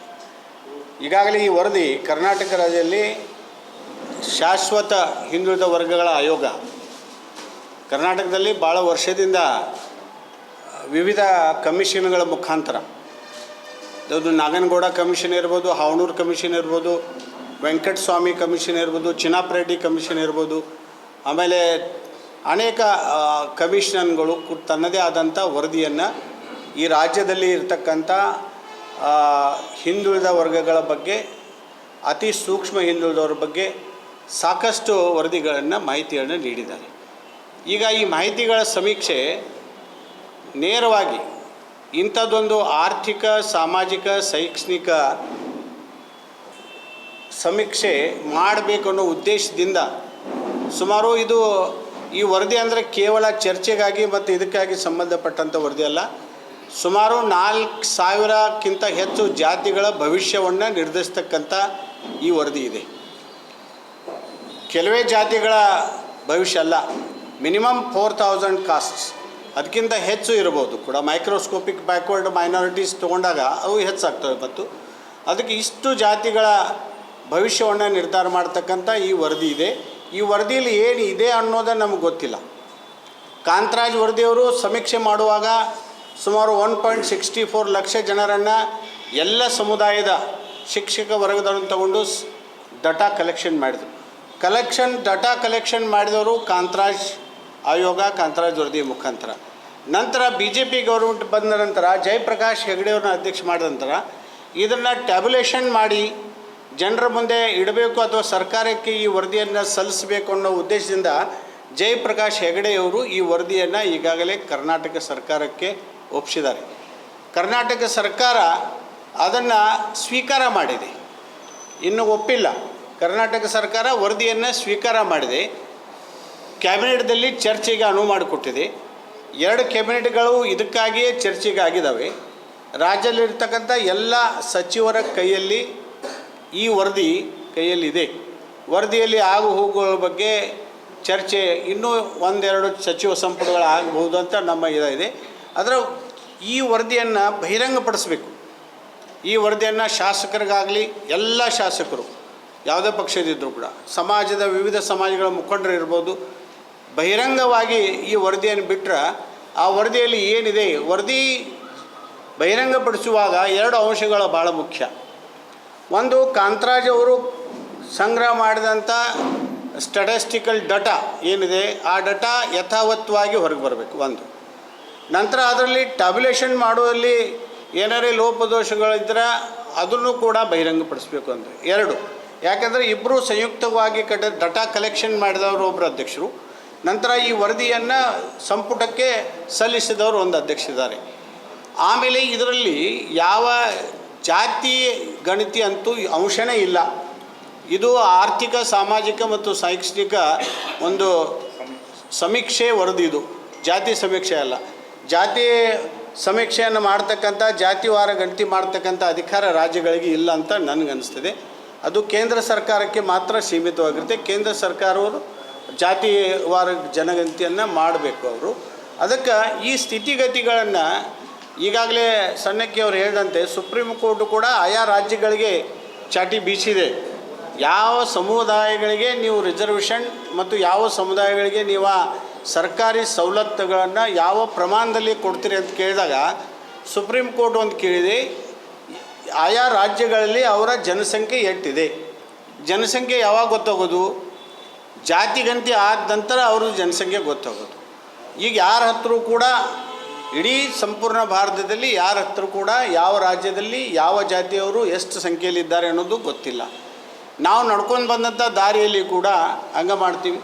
ಈಗ ನಮ್ಮ ಕಡೆ ಆ್ಯಸ್ ಪರ್ ಕನ್ಸರ್ನ್ ಉತ್ತರ ಕರ್ನಾಟಕ, ಮುಂಬೈ ಕರ್ನಾಟಕ ಬಂದರೆ ಲಿಂಗಾಯತು ಮತ್ತು ಮರಾಠ ಸಮಾಜದಲ್ಲಿ ಕೂಡ ಸುತಾರ್, ಮಾಳಿ, ಸಾಳಿ ಇವೆಲ್ಲ ಏನು ಬರ್ತಾವೆ, ಎರಡೂ ಸಮಾಜ, ತೇಲಿ ಇವೆಲ್ಲ ಸಮಾಜ. ಮರಾಠದಲ್ಲಿ ಬರ್ತಾರೆ, ಜಾತಿ ಬಂದಾಗ ಅವರು ಮರಾಠವನ್ನು ಒಂದು ಮಾಡ್ತಾರೆ, ಇವರು ಜಾತಿ ಬಂದಾಗ ಲಿಂಗಾಯತ ಒಂದು ಮಾಡ್ತಾರೆ. ಆದರೆ ಕರ್ನಾಟಕದ ಸವಲತ್ತುಗಳು ಸಿಗಬೇಕಾದಾಗ ನಾನು ಸುತಾರ್ ಅದೀನಿ, ನಾನು ಬಡಿಗ ಅದೀನಿ, ನಾನು ಮಡಿವಾಳ ಅದೀನಿ, ನಾನು ಗಾಣಿಗ ಅದೀನಿ, ನಾನು ಕ್ಷೌರಿಕ ಅದೀನಿ, ಅದು ಬರೀಬೇಕು. ಅದು ಅವನ ಕಸಬದ ಮೇಲೆ ಆಧಾರಿತಂಥ ಜಾತಿ. ಈ ಜಾತಿ ವ್ಯವಸ್ಥೆ ಕಸಬದ ಮೇಲೆ ಬಂದಂಥ ಭಾರತ ದೇಶದಲ್ಲಿ ಹಳೆಯ ಪಾರಂಪರಿಕ ವ್ಯವಸ್ಥೆಯಲ್ಲಿ ಬಂದಿಟ್ಟದು. ಅದಕ್ಕೆ ಸವಲತ್ತುಗಳು ಸಿಗಬೇಕಾದ್ರೆ ಜಾತಿಗಳು ಬೇಕು. ರಾಜಕೀಯ ಧ್ರುವೀಕರಣಕ್ಕಾಗಿ ಈ ಜಾತಿಗಳು ಒಂದಾಗೋದು ಬೇರೆ ವಿಷಯ. ಮತ್ತು ಆರ್ಥಿಕ ಪರಿಸ್ಥಿತಿ ಆ ಹಿಂದುಳಿದ ಜಾತಿಗಳಲ್ಲಿ ದೋಸ್ ಆರ್ ಮೈಕ್ರೋಸ್ಕೋಪಿಕ್ ಬಗ್ಗೆ ಅತಿ ಹಿಂದುಳಿದ ಜಾತಿಗಳಿದ್ರೆ ಅವರಿಗೆ ಸರ್ಕಾರದ ಸವಲತ್ತುಗಳು ಕಟ್ಟೆ ಕಡೆ ಮನುಷ್ಯನಿಗೆ ಸಿಗಬೇಕನ್ನೋ ಆಸೆ ಸರ್ಕಾರದಿರುತ್ತೆ. ಆ ಆಸೆ ಈಡೇರಬೇಕಾದ್ರೆ ಆ ಕಟ್ಟ ಕಡೆಯ ಮನುಷ್ಯನನ್ನು ಹುಡುಕಿ ತೆಗಿತಕ್ಕಂಥ ವ್ಯವಸ್ಥೆ ಈ ಆಯೋಗದ ಮುಖಾಂತರ ಆಗಬೇಕಾಗಿದೆ. ಈಗ ಬಿಜೆಪಿ ಅವರು ಆರೋಪ ಸರ್ವೇನೇ ಆಗಿಲ್ಲ, ಸರ್ವೆ ಮಾಡಕ್ಕೆ ಹೋಗಿಲ್ಲ, ಮೆಜಾರಿಟಿ ಇಲ್ಲ, ಅದು ನಮಗನಿಸಿದ ಮಟ್ಟಿಗೆ ನೋಡ್ರಿ, ಊಹಾಪೂಹಗಳ ಮೇಲೆ ನಾವು ಕನ್ಕ್ಲೂಷನ್ಗೆ ಬರೋದು ತಪ್ಪು. ಇನ್ನೂ ವರದಿನ ಜಾರಿಗೆ ಸಾರ್ವಜನಿಕವಾಗಿ ವರದಿ ಏನಿದೆ ಅದೇ ಬಿಟ್ಟಿಲ್ಲ. ಅದಕ್ಕೆ ನಾವು ಊಹಾಪೂಹಗಳ ಮೇಲೆ ಅಂದಾಜು ಮಾಡೋದು ತಪ್ಪಾಗ್ತದೆ. ಯಾಕೆಂದರೆ ಭಾಳಷ್ಟು ವರ್ಷಗಳಿಂದ ಈ ಸಮೀಕ್ಷೆಗಳಲ್ಲಿ ಗೊಂದಲ. ಚಿನ್ನಪ್ಪ ರೆಡ್ಡಿ ಆಯೋಗ ಜಾರಿಗೆ ಬಂದಾಗ ಇಡೀ ಕಾಲೇಜು ಹೈಸ್ಕೂಲ್ಗಳಲ್ಲಿ ಈ ರಿಸರ್ವೇಷನ್ ಬಗ್ಗೆ ಮೋರ್ಚಾ, ಧರಣಿ, ಸತ್ಯಾಗ್ರಹ ಎಲ್ಲ ಆದದ್ದನ್ನು ನಾವು ಕಂಡಿದ್ದೀವಿ, ನಾವು ಮಾಡಿದ್ದೀವಿ. ಅವಾಗೂ ಕೂಡ ತಾರತಮ್ಯ ಇತ್ತು. ಆಮೇಲೆ ಸರಿಪಡಿಸಿ ಅದು ಮಾಡಿದೆ. ಅದೇ ಹಾಗೆ ಈ ವರದಿಯನ್ನು ಸಾರ್ವಜನಿಕವಾಗಿ ಬೇಕು, ಒಂದು ಟೈಮ್ ಬೌಂಡ್ ಮಾಡಬೇಕು.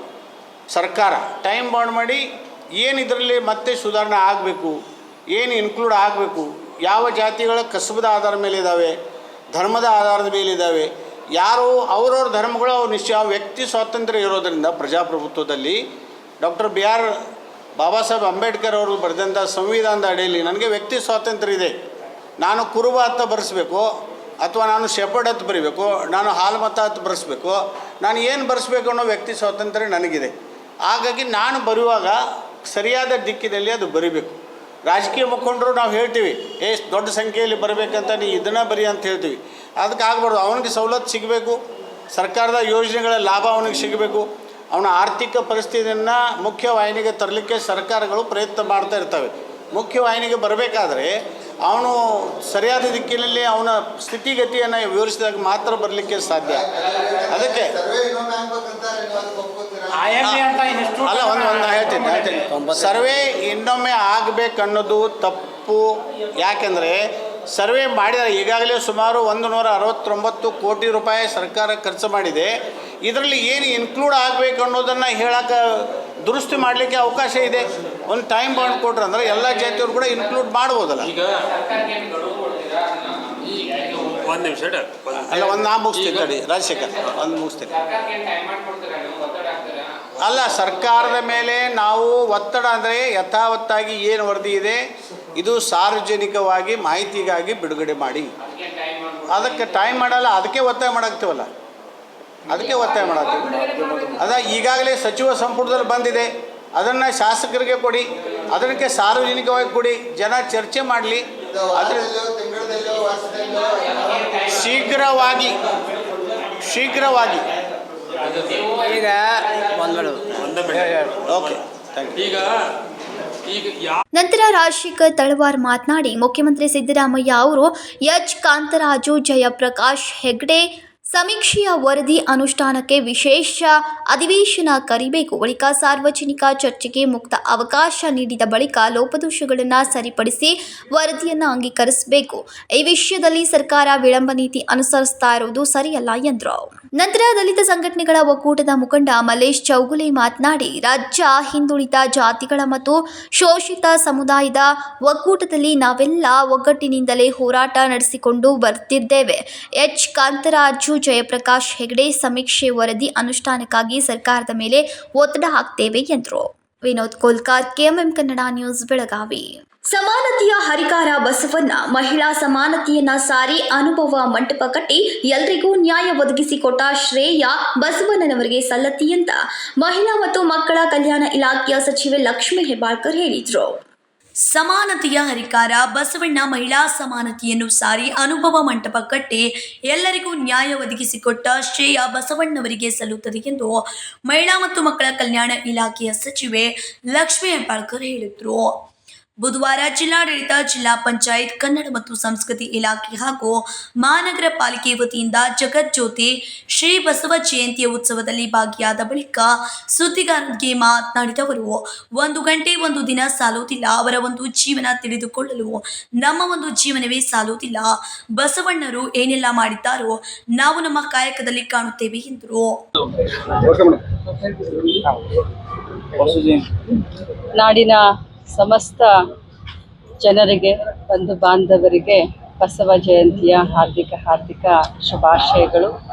ಸಮಾನತೆಯ ಹರಿಕಾರ, ಹಿಂದುಳಿದ ತುಳಿತಕ್ಕೆ ಒಳಗಾದಂಥವರ ಎಲ್ಲರ ಸಮಾನತೆಗೆ, ಅದರಲ್ಲೂ ಕೂಡ ಮಹಿಳಾ ಸಮಾನತೆಯನ್ನು ಸಾರಿದಂಥ ಅನುಭವ ಮಂಟಪವನ್ನು ಕಟ್ಟಿ ಸಮಾನತೆ ಎಲ್ಲರೂ ಒಂದೇ ಅನ್ನುವಂಥ ಸಾರವನ್ನು ಸಾರಿದಂಥ, ಎಲ್ಲರಿಗೂ ಕೂಡ ನ್ಯಾಯವನ್ನು ಒದಗಿಸಿದಂಥ ಮಹಾನ್ ಮಾನವತಾವಾದಿ ಬಸವೇಶ್ವರ ಜಯಂತಿಯ ಹಾರ್ದಿಕ ಶುಭಾಶಯ.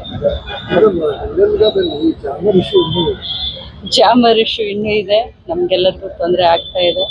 ಸಂಬಂಧಪಟ್ಟಂಥ ಇಲಾಖೆ ಅಧಿಕಾರಿಗಳ ಜೊತೆಯಲ್ಲಿ ಆಲ್ರೆಡಿ 2 ಸಾರಿ ಮೀಟಿಂಗನ್ನು ಮಾಡಿದ್ದೀನಿ. ಮಾಲಿನಿ ಕೃಷ್ಣ ಅವರಿಗೆ ಮಾತನಾಡಿದ್ದೀನಿ. ಅವರು ಆದಷ್ಟು ಶೀಘ್ರದಲ್ಲಿನೇ ಈ ಸಮಸ್ಯೆಗೆ ಪರಿಹಾರವನ್ನು ಕೊಡ್ತೀನಿ ಅಂತ ನನಗೆ ಹೇಳಿದ್ದಾರೆ. ಮೇಡಮ್, ಕುರುಲ್ ಸಂಗಮದಲ್ಲಿ ಕಾರ್ಯಕ್ರಮ ಇದೆ, ಅಲ್ಲಿ ಭಾಗಿಯಾಗ್ತೀರಾ? ನನಗೆ ಟ್ರಾವೆಲ್ ಮಾಡಲಿಕ್ಕೆ ಇನ್ನೂ ಡಾಕ್ಟರ್ ಅನುಮತಿಯನ್ನು ಕೊಟ್ಟಿಲ್ಲ. ಆದ ಕಾರಣ ಬಸವ ಜಯಂತಿಯನ್ನು ನಾವು ಎಲ್ಲಿರ್ತೀವೋ ಅಲ್ಲೇ ಅದ್ಧೂರಿಯಾಗಿ ಮಾಡ್ತಾ ಇದ್ದೀವಿ. ಬೆಳಗಾವಿಯಲ್ಲೇ ಬಹಳ ಅದ್ಧೂರಿಯಾಗಿ 4ನೇ ತಾರೀಕು ನಾವು ಬಸವ ಜಯಂತಿಯನ್ನು ಆಚರಣೆ ಮಾಡ್ತೀವಿ. ರಾಜ್ಯದ ಮಹಿಳೆಯರು ಉದ್ಯೋಗಕ್ಕಾಗಿ ಕಾಯ್ತಾ ಇದ್ದಾರೆ. ಆಲ್ರೆಡಿ ನಾನು ಮೊನ್ನೆನೇ ಗುಡ್ ನ್ಯೂಸನ್ನು ಕೊಟ್ಟಿದ್ದೀನಿ. Thank you. ಹಿಂಡೆಲ್ಗಾ ಗ್ರಾಮದಲ್ಲಿ ಜಾಮರ್ ಸಮಸ್ಯೆ ಇನ್ನೂ ಇದೆ. ಹಿಂಡೆಲ್ಗಾ ಕಾರಾಗೃಹದ ಅಧಿಕಾರಿಗಳೊಂದಿಗೆ ಮಾತನಾಡಿದ್ದೇನೆ. ಶೀಘ್ರದಲ್ಲೇ ಅದನ್ನು ಸರಿಪಡಿಸುವುದಾಗಿ ಹೇಳಿದ್ದಾರೆ ಎಂದರು.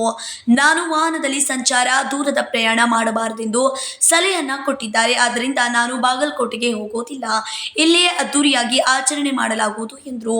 ಇದಕ್ಕೂ ಮುನ್ನ ಬಸವೇಶ್ವರ ವೃತ್ತದಲ್ಲಿರುವ ಬಸವೇಶ್ವರ ಮೂರ್ತಿಗೆ ಸಚಿವೆ ಲಕ್ಷ್ಮೀ ಹೆಬ್ಬಾಳ್ಕರ್ ಮಾಲಾರ್ಪಣೆ ಮಾಡಿದ್ರು. ಮೇಯರ್ ಮಂಗೇಶ್ ಪವಾರ್, ಉಪಮೇಯರ್ ವಾಣಿ ಜೋಶಿ ಹಾಗೂ ಡಿಸಿ ಮೊಹಮ್ಮದ್ ರೋಷನ್ ಹಾಗೂ ಜಿಲ್ಲಾ ಪಂಚಾಯತ್ ಸಿಇಒ ರಾಹುಲ್ ಶಿಂದೆ ಬಸವೇಶ್ವರ ಮೂರ್ತಿಗೆ ಮಾಲಾರ್ಪಣೆ ಮಾಡಿದ್ರು. Vinod Kolkar, KMM Kannada news, Belagavi.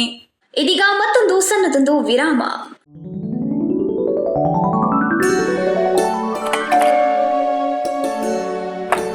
Hi, what a present surprise. कौन है? अरे वो मेरी फ्रेंड आरती है। तेरी शादी तो अटेंड नहीं कर पाई, लेकिन सोचा मिल लूं। वैसे जीत कहाँ है? वो अंदर है, बैठो ना। वाओ जया, बहुत सुंदर लग रहा है। वैसे सच कहूं, तुम्हारी पर्सनालिटी पे जज रहा है। आखिर चॉइस किसकी है? थैंक्स। अच्छा, तो कर्टन्स की तारीफ कर रही हो?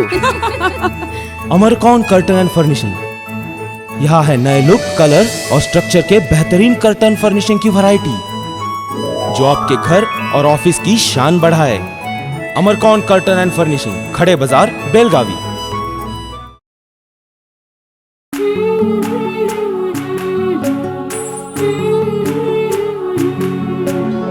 थोड़ी सी महकी, थोड़ी सी बहकी, रुत अनोखी है। हल्के हल्के दिल में हलचल जो मचलती है। ये कैसा है समा, ये प्यार सा एहसास है। ये किसकी पलकों में है तस्वीरें, कैसी नुमाइश है। आराधना, मारुति गली, बेलगाव। वस्त्रों का संगम, सुंदर सरोना, मन भाई आराधना।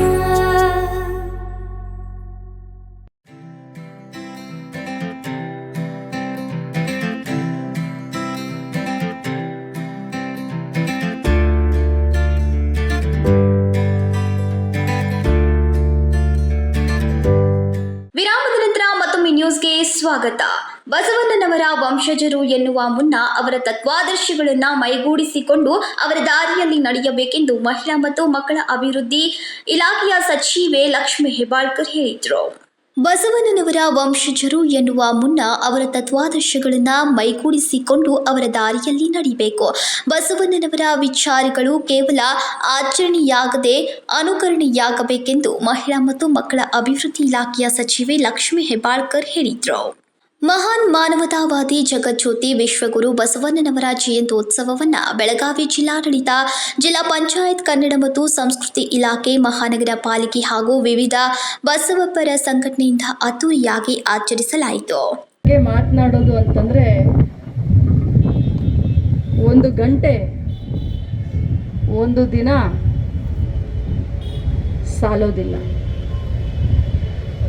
ಅವರ ಜೀವನದ ಸಾರಾಂಶ ತಿಳ್ಕೊಳ್ಬೇಕು ಅಂತಂದರೆ ನಮಗೆ ನಮ್ಮ ಒಂದು ಜೀವನನೂ ಕೂಡ ಸಾಕಾಗೋದಿಲ್ಲ.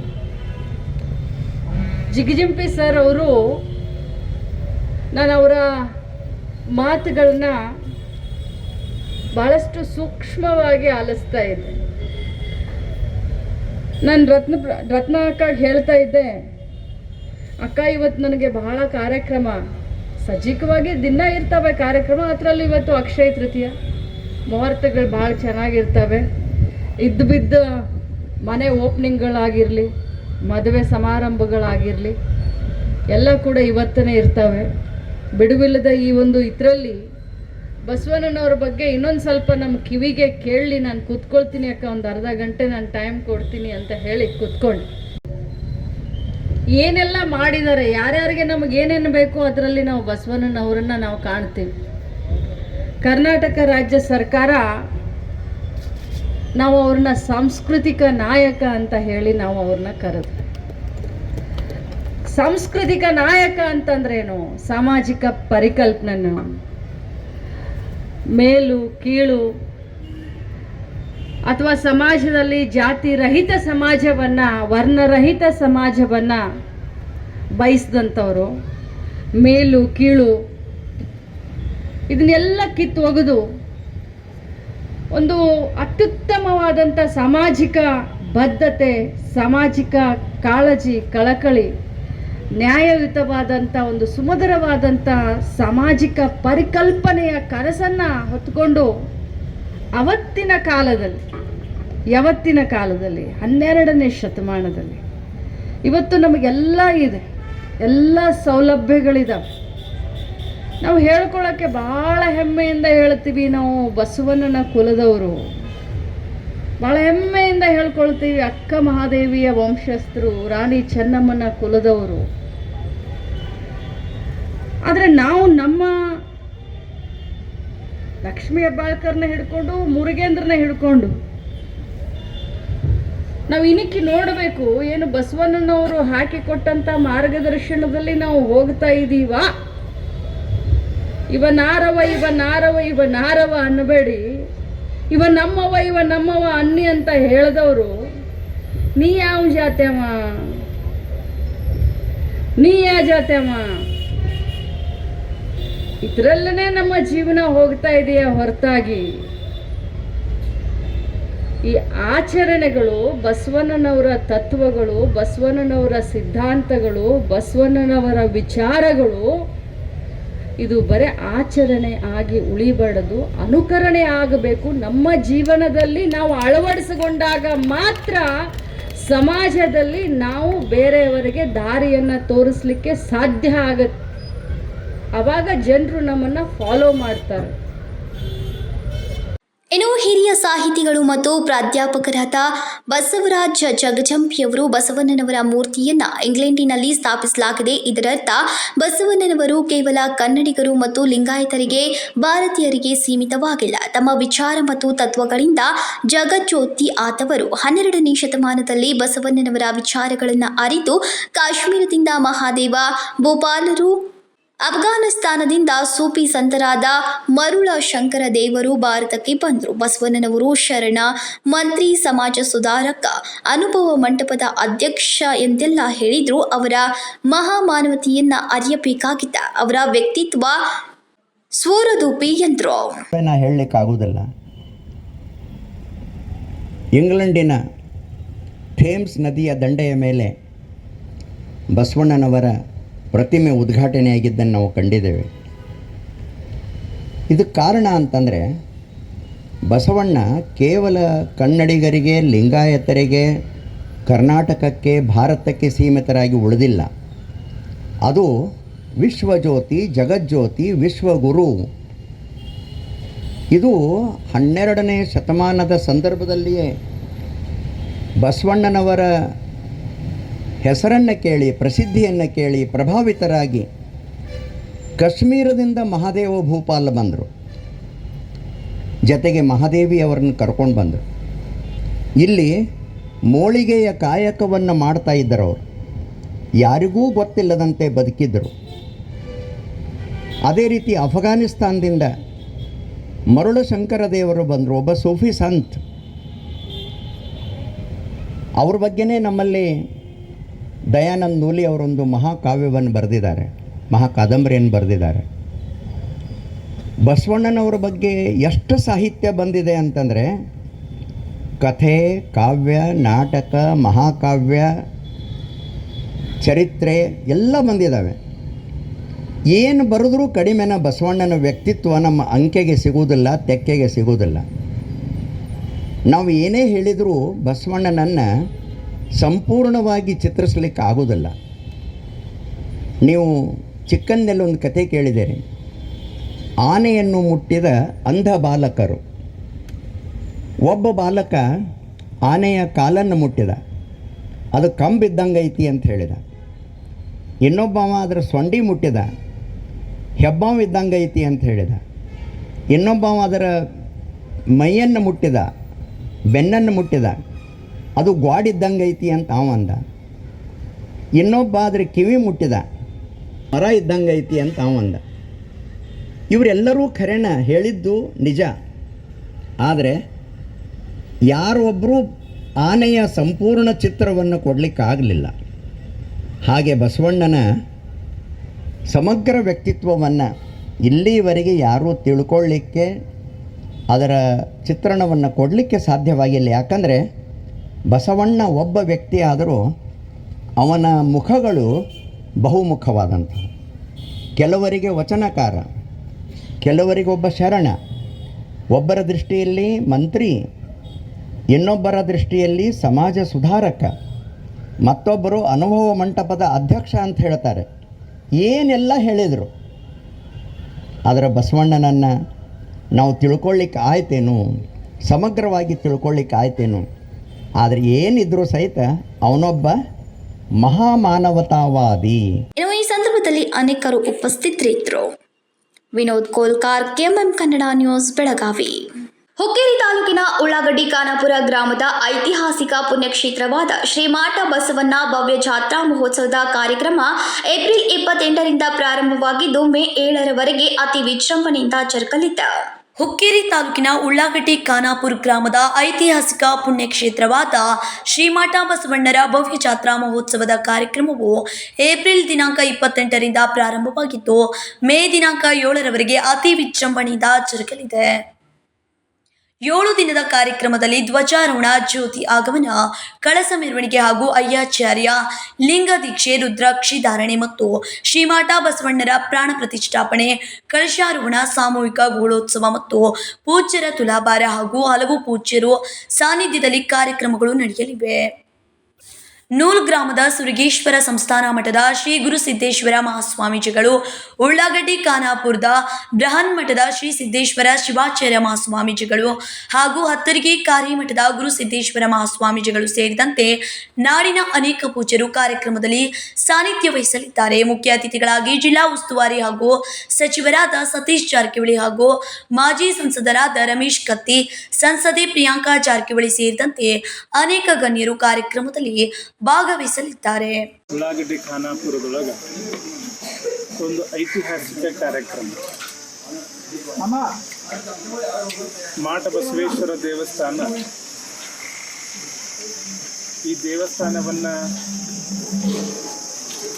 ಕಳೆದ 2 ವರ್ಷಗಳಿಂದ ಜೀರ್ಣೋದ್ಧಾರವನ್ನು ಮಾಡಬೇಕು ಅಂತ ತಿಳ್ಕೊಂಡು ಸಂಕಲ್ಪ ಮಾಡಿ ನಾವೆಲ್ಲ ಬಹಳ ದೊಡ್ಡ ದೊಡ್ಡ ದೇವಸ್ಥಾನಗಳ ಕಟ್ಟಿ ಬಹಳ ದೊಡ್ಡ ಕಾರ್ಯಕ್ರಮ ಮಾಡೋದನ್ನು ನಾವೆಲ್ಲ ನೋಡಿರ್ತೀವಿ. ಆದರೆ ಮಾಟ ಬಸವಣ್ಣನ ದೇವಸ್ಥಾನ ಬಹಳ ಗಾತ್ರದಲ್ಲಿ ಚಿಕ್ಕದಾಗಿದ್ರೂ ಕೂಡ ಅದರ ವ್ಯಕ್ತಿತ್ವ ಮತ್ತು ಅದರ ಶಕ್ತಿಯಿಂದ ಬಹಳ ದೊಡ್ಡ ದೇವಸ್ಥಾನವನ್ನು ಇವತ್ತಾಗಿದೆ. ಹಿಂದೆ ಒಂದು ಬಸವೇಶ್ವರ ಜೀರ್ಣೋದ್ಧಾರ ಸಮಿತಿಯನ್ನು ನಿರ್ಮಾಣ ಮಾಡಿಕೊಂಡು ಅದರ ಮುಖಾಂತರ ಇವತ್ತೊಂದು ಭಕ್ತರಿಗೊಂದು ವಿಶೇಷ ಏನಾದರೂ ದೇವಸ್ಥಾನದ ಉದ್ಘಾಟನೆ, ಕಳಸಾರೋಹಣ, ಒಂದು ವಿಶೇಷ ಏನಾದರೂ ಭಕ್ತರಿಗೆ ಸಂದೇಶ ಮತ್ತು ಮಾನವ ಕುಲಕೋಟಕ್ಕೆ ಒಂದು ಜ್ಞಾನ ದರ್ಶನ ಆಗಬೇಕಂತ ತಿಳ್ಕೊಂಡು ಈ ಜಾತ್ರೆಯನ್ನು ಹಮ್ಮಿಕೊಂಡಿದ್ದೀವಿ. ಈ ಇವತ್ತು ಜಾತ್ರೆ ಅಂದ್ರೆ ನಾವು ಅನೇಕ ಜಾತ್ರೆಗಳು ನೋಡ್ತಾ ಇರ್ತೀವಿ. ಆದರೆ ಇಲ್ಲಿ ಒಂದು ಬಹಿರಂಗದ ಜಾತ್ರೆ ಮತ್ತು ಅಂತರಂಗದ ಜಾತ್ರೆ, ಎರಡು ಜಾತ್ರೆಯನ್ನು ಕೂಡಿಸಿದ್ದಾರೆ ಮಾಟಬಸವೇಶ್ವರ ದೇವಸ್ಥಾನದಲ್ಲಿ. ಬಹಿರಂಗದ ಜಾತ್ರೆ ಅಂದ್ರೆ ಮಕ್ಕಳು ಆಡುವಂಥ ಆಟ ಸಾಮಾನಾಗಿರುವಂಥ, ತಿನ್ನುವಂಥ ಪದಾರ್ಥಗಳಾಗಿರ್ಬೋದು, ಅನೇಕ ಅಲ್ಲಿ ಬಂದಿರುವಂಥ ಅಂಗಡಿಗಳು ನೋಡಿದ್ರೆ ಬಹಿರಂಗದ ಜಾತ್ರೆ. ಬಹಿರಂಗದ ಜಾತ್ರೆ ಅಂದರೆ ಜ್ಞಾನ ದಾಸೋಹ. ಅನೇಕ ಪೂಜ್ಯರು ಇವತ್ತು ಸುಮಾರು 28 ಜನ ಸ್ವಾಮೀಜಿಯವರು ಶ್ರೀಶೈಲ ಜಗದ್ಗುರು ಸಾನ್ನಿಧ್ಯದೊಳಗೆ ಖಾನಾಪುರ ಮಠದ ಶತಸ್ಥಲ ಬ್ರಹ್ಮಶ್ರೀ ಶಿವಾಚಾರ್ಯ ಸ್ವಾಮಿ ಅಧ್ಯಕ್ಷತೆಯಲ್ಲಿ ಬಹಳ ದೊಡ್ಡದಾದ ಕಾರ್ಯಕ್ರಮವನ್ನು ಹಮ್ಮಿಕೊಂಡಿದ್ದಾರೆ. ಮಾಧ್ಯಮದ ಮುಖಾಂತರ ತಿಳಿಸುವುದೇನೆಂದರೆ 28ನೇ ತಾರೀಕಿಂದ ಈ ಕಾರ್ಯಕ್ರಮವನ್ನು ಈಗಾಗಲೇ ಪ್ರಾರಂಭಗೊಂಡಿದೆ. ಪ್ರತಿನಿತ್ಯ ಸಾಯಂಕಾಲ ಜೀವನ ದರ್ಶನ ಪ್ರವಚನ ಕಾರ್ಯಕ್ರಮ, ಮಹಾತ್ಮರ ಅಂದರೆ ಪೂಜ್ಯರ ಪಾದ ಪೂಜೆ, ದೇಶವನ್ನು ಗಡಿಯನ್ನು ಕಾಯ್ದಿರುವಂಥ ಸೈನಿಕರಿಗೆ ಸತ್ಕಾರ, ಊರಲ್ಲಿ ಅಥವಾ ಈ ಪ್ರಾಂತ್ಯಗಳಲ್ಲಿ ಸಮಾಜಕ್ಕಾಗಿ ಹುಟ್ಟಿರುವಂಥ ಅನೇಕ ಸೇವಕರಿಗೆ ಸತ್ಕಾರ ಸಮಾರಂಭವನ್ನು ಆಯೋಜನೆಗೊಂಡಿದೆ. ಇದರೊಳಗೆ ಈಗಾಗಲೇ ತಮಗೆಲ್ಲರಿಗೂ ಗುರುತಿರುವ ಹಾಗೆ ಪ್ರತಿದಿನ ಸಾಯಂಕಾಲ ಪ್ರವಚನ ಹಾಗೂ ನಿತ್ಯ ನಿರಂತರ ದಾಸೋಹ ಜಗದ್ಗುರುಗಳ ಸಾನ್ನಿಧ್ಯದೊಳಗೆ ಈ ಕಾರ್ಯಕ್ರಮ ಹಮ್ಮಿಕೊಳ್ಳಲಾಗಿದೆ. ಈ ನಾಡಿನ ಎಲ್ಲ ಪರಮ ಪೂಜ್ಯರು, ರಾಜಕೀಯ ಧುರೀಣಿಯರು, ಅನೇಕ ಕ್ಷೇತ್ರಗಳಲ್ಲಿ ಸೇವೆಗೈದಿರುವಂಥ ಅನೇಕ ಸಾಧಕರಿಗೆ ಸನ್ಮಾನ ಕಾರ್ಯಕ್ರಮವನ್ನು ಹಮ್ಮಿಕೊಂಡಿದೆ.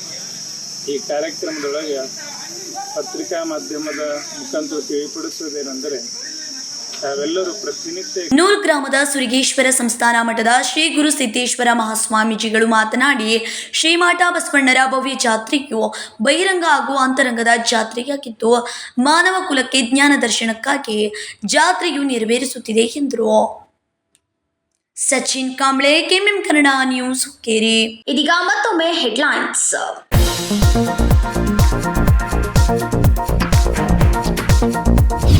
ಪಾಕಿಸ್ತಾನದ ಪರವಾಗಿ ಯಾರೇ ಮಾತನಾಡಿದರೂ ಅದು ದೇಶದ್ರೋಹ. ಪಾಕಿಸ್ತಾನ್ ಜಿಂದಾಬಾದ್ ಘೋಷಣೆ ಕೂಗಿರುವ 15 ಜನರ ವಿರುದ್ಧ ಪ್ರಕರಣ ದಾಖಲು. ಪಾಕಿಸ್ತಾನ್ ಪರವಾಗಿ ಮಾತನಾಡುವುದು ತಪ್ಪು ಹಾಗೂ ಅವರ ವಿರುದ್ಧ ಕಠಿಣ ಕ್ರಮ ಕೈಗೊಳ್ಳಲಾಗುವುದೆಂದ ಮುಖ್ಯಮಂತ್ರಿ ಸಿದ್ದರಾಮಯ್ಯ.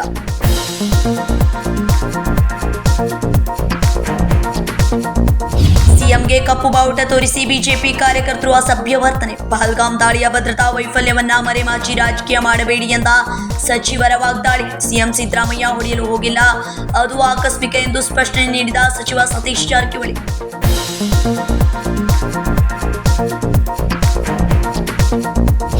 ಸಿಎಂ ಭಾಷಣಕ್ಕೆ ವಿರೋಧ. ಬಿಜೆಪಿ ಕಾರ್ಯಕರ್ತರ ಅತಿರೇಕ ಸರಿಯಲ್ಲ. ಸಚಿವೆ ಲಕ್ಷ್ಮೀ ಹೆಬ್ಬಾಳ್ಕರ್ ಎಚ್ಚರಿಕೆ. ಕಾಂಗ್ರೆಸ್ ಕಾರ್ಯಕರ್ತರು ಸುಮ್ಮನಿಲ್ಲ, ಇಂಥ ಘಟನೆಗಳು ಮರುಕಳಿಸಿದರೆ ಗಂಭೀರ ಪ್ರತಿಕ್ರಿಯೆ ನೀಡಬೇಕಾಗುತ್ತದೆ ಎಂದ ಹೆಬ್ಬಾಳ್ಕರ್.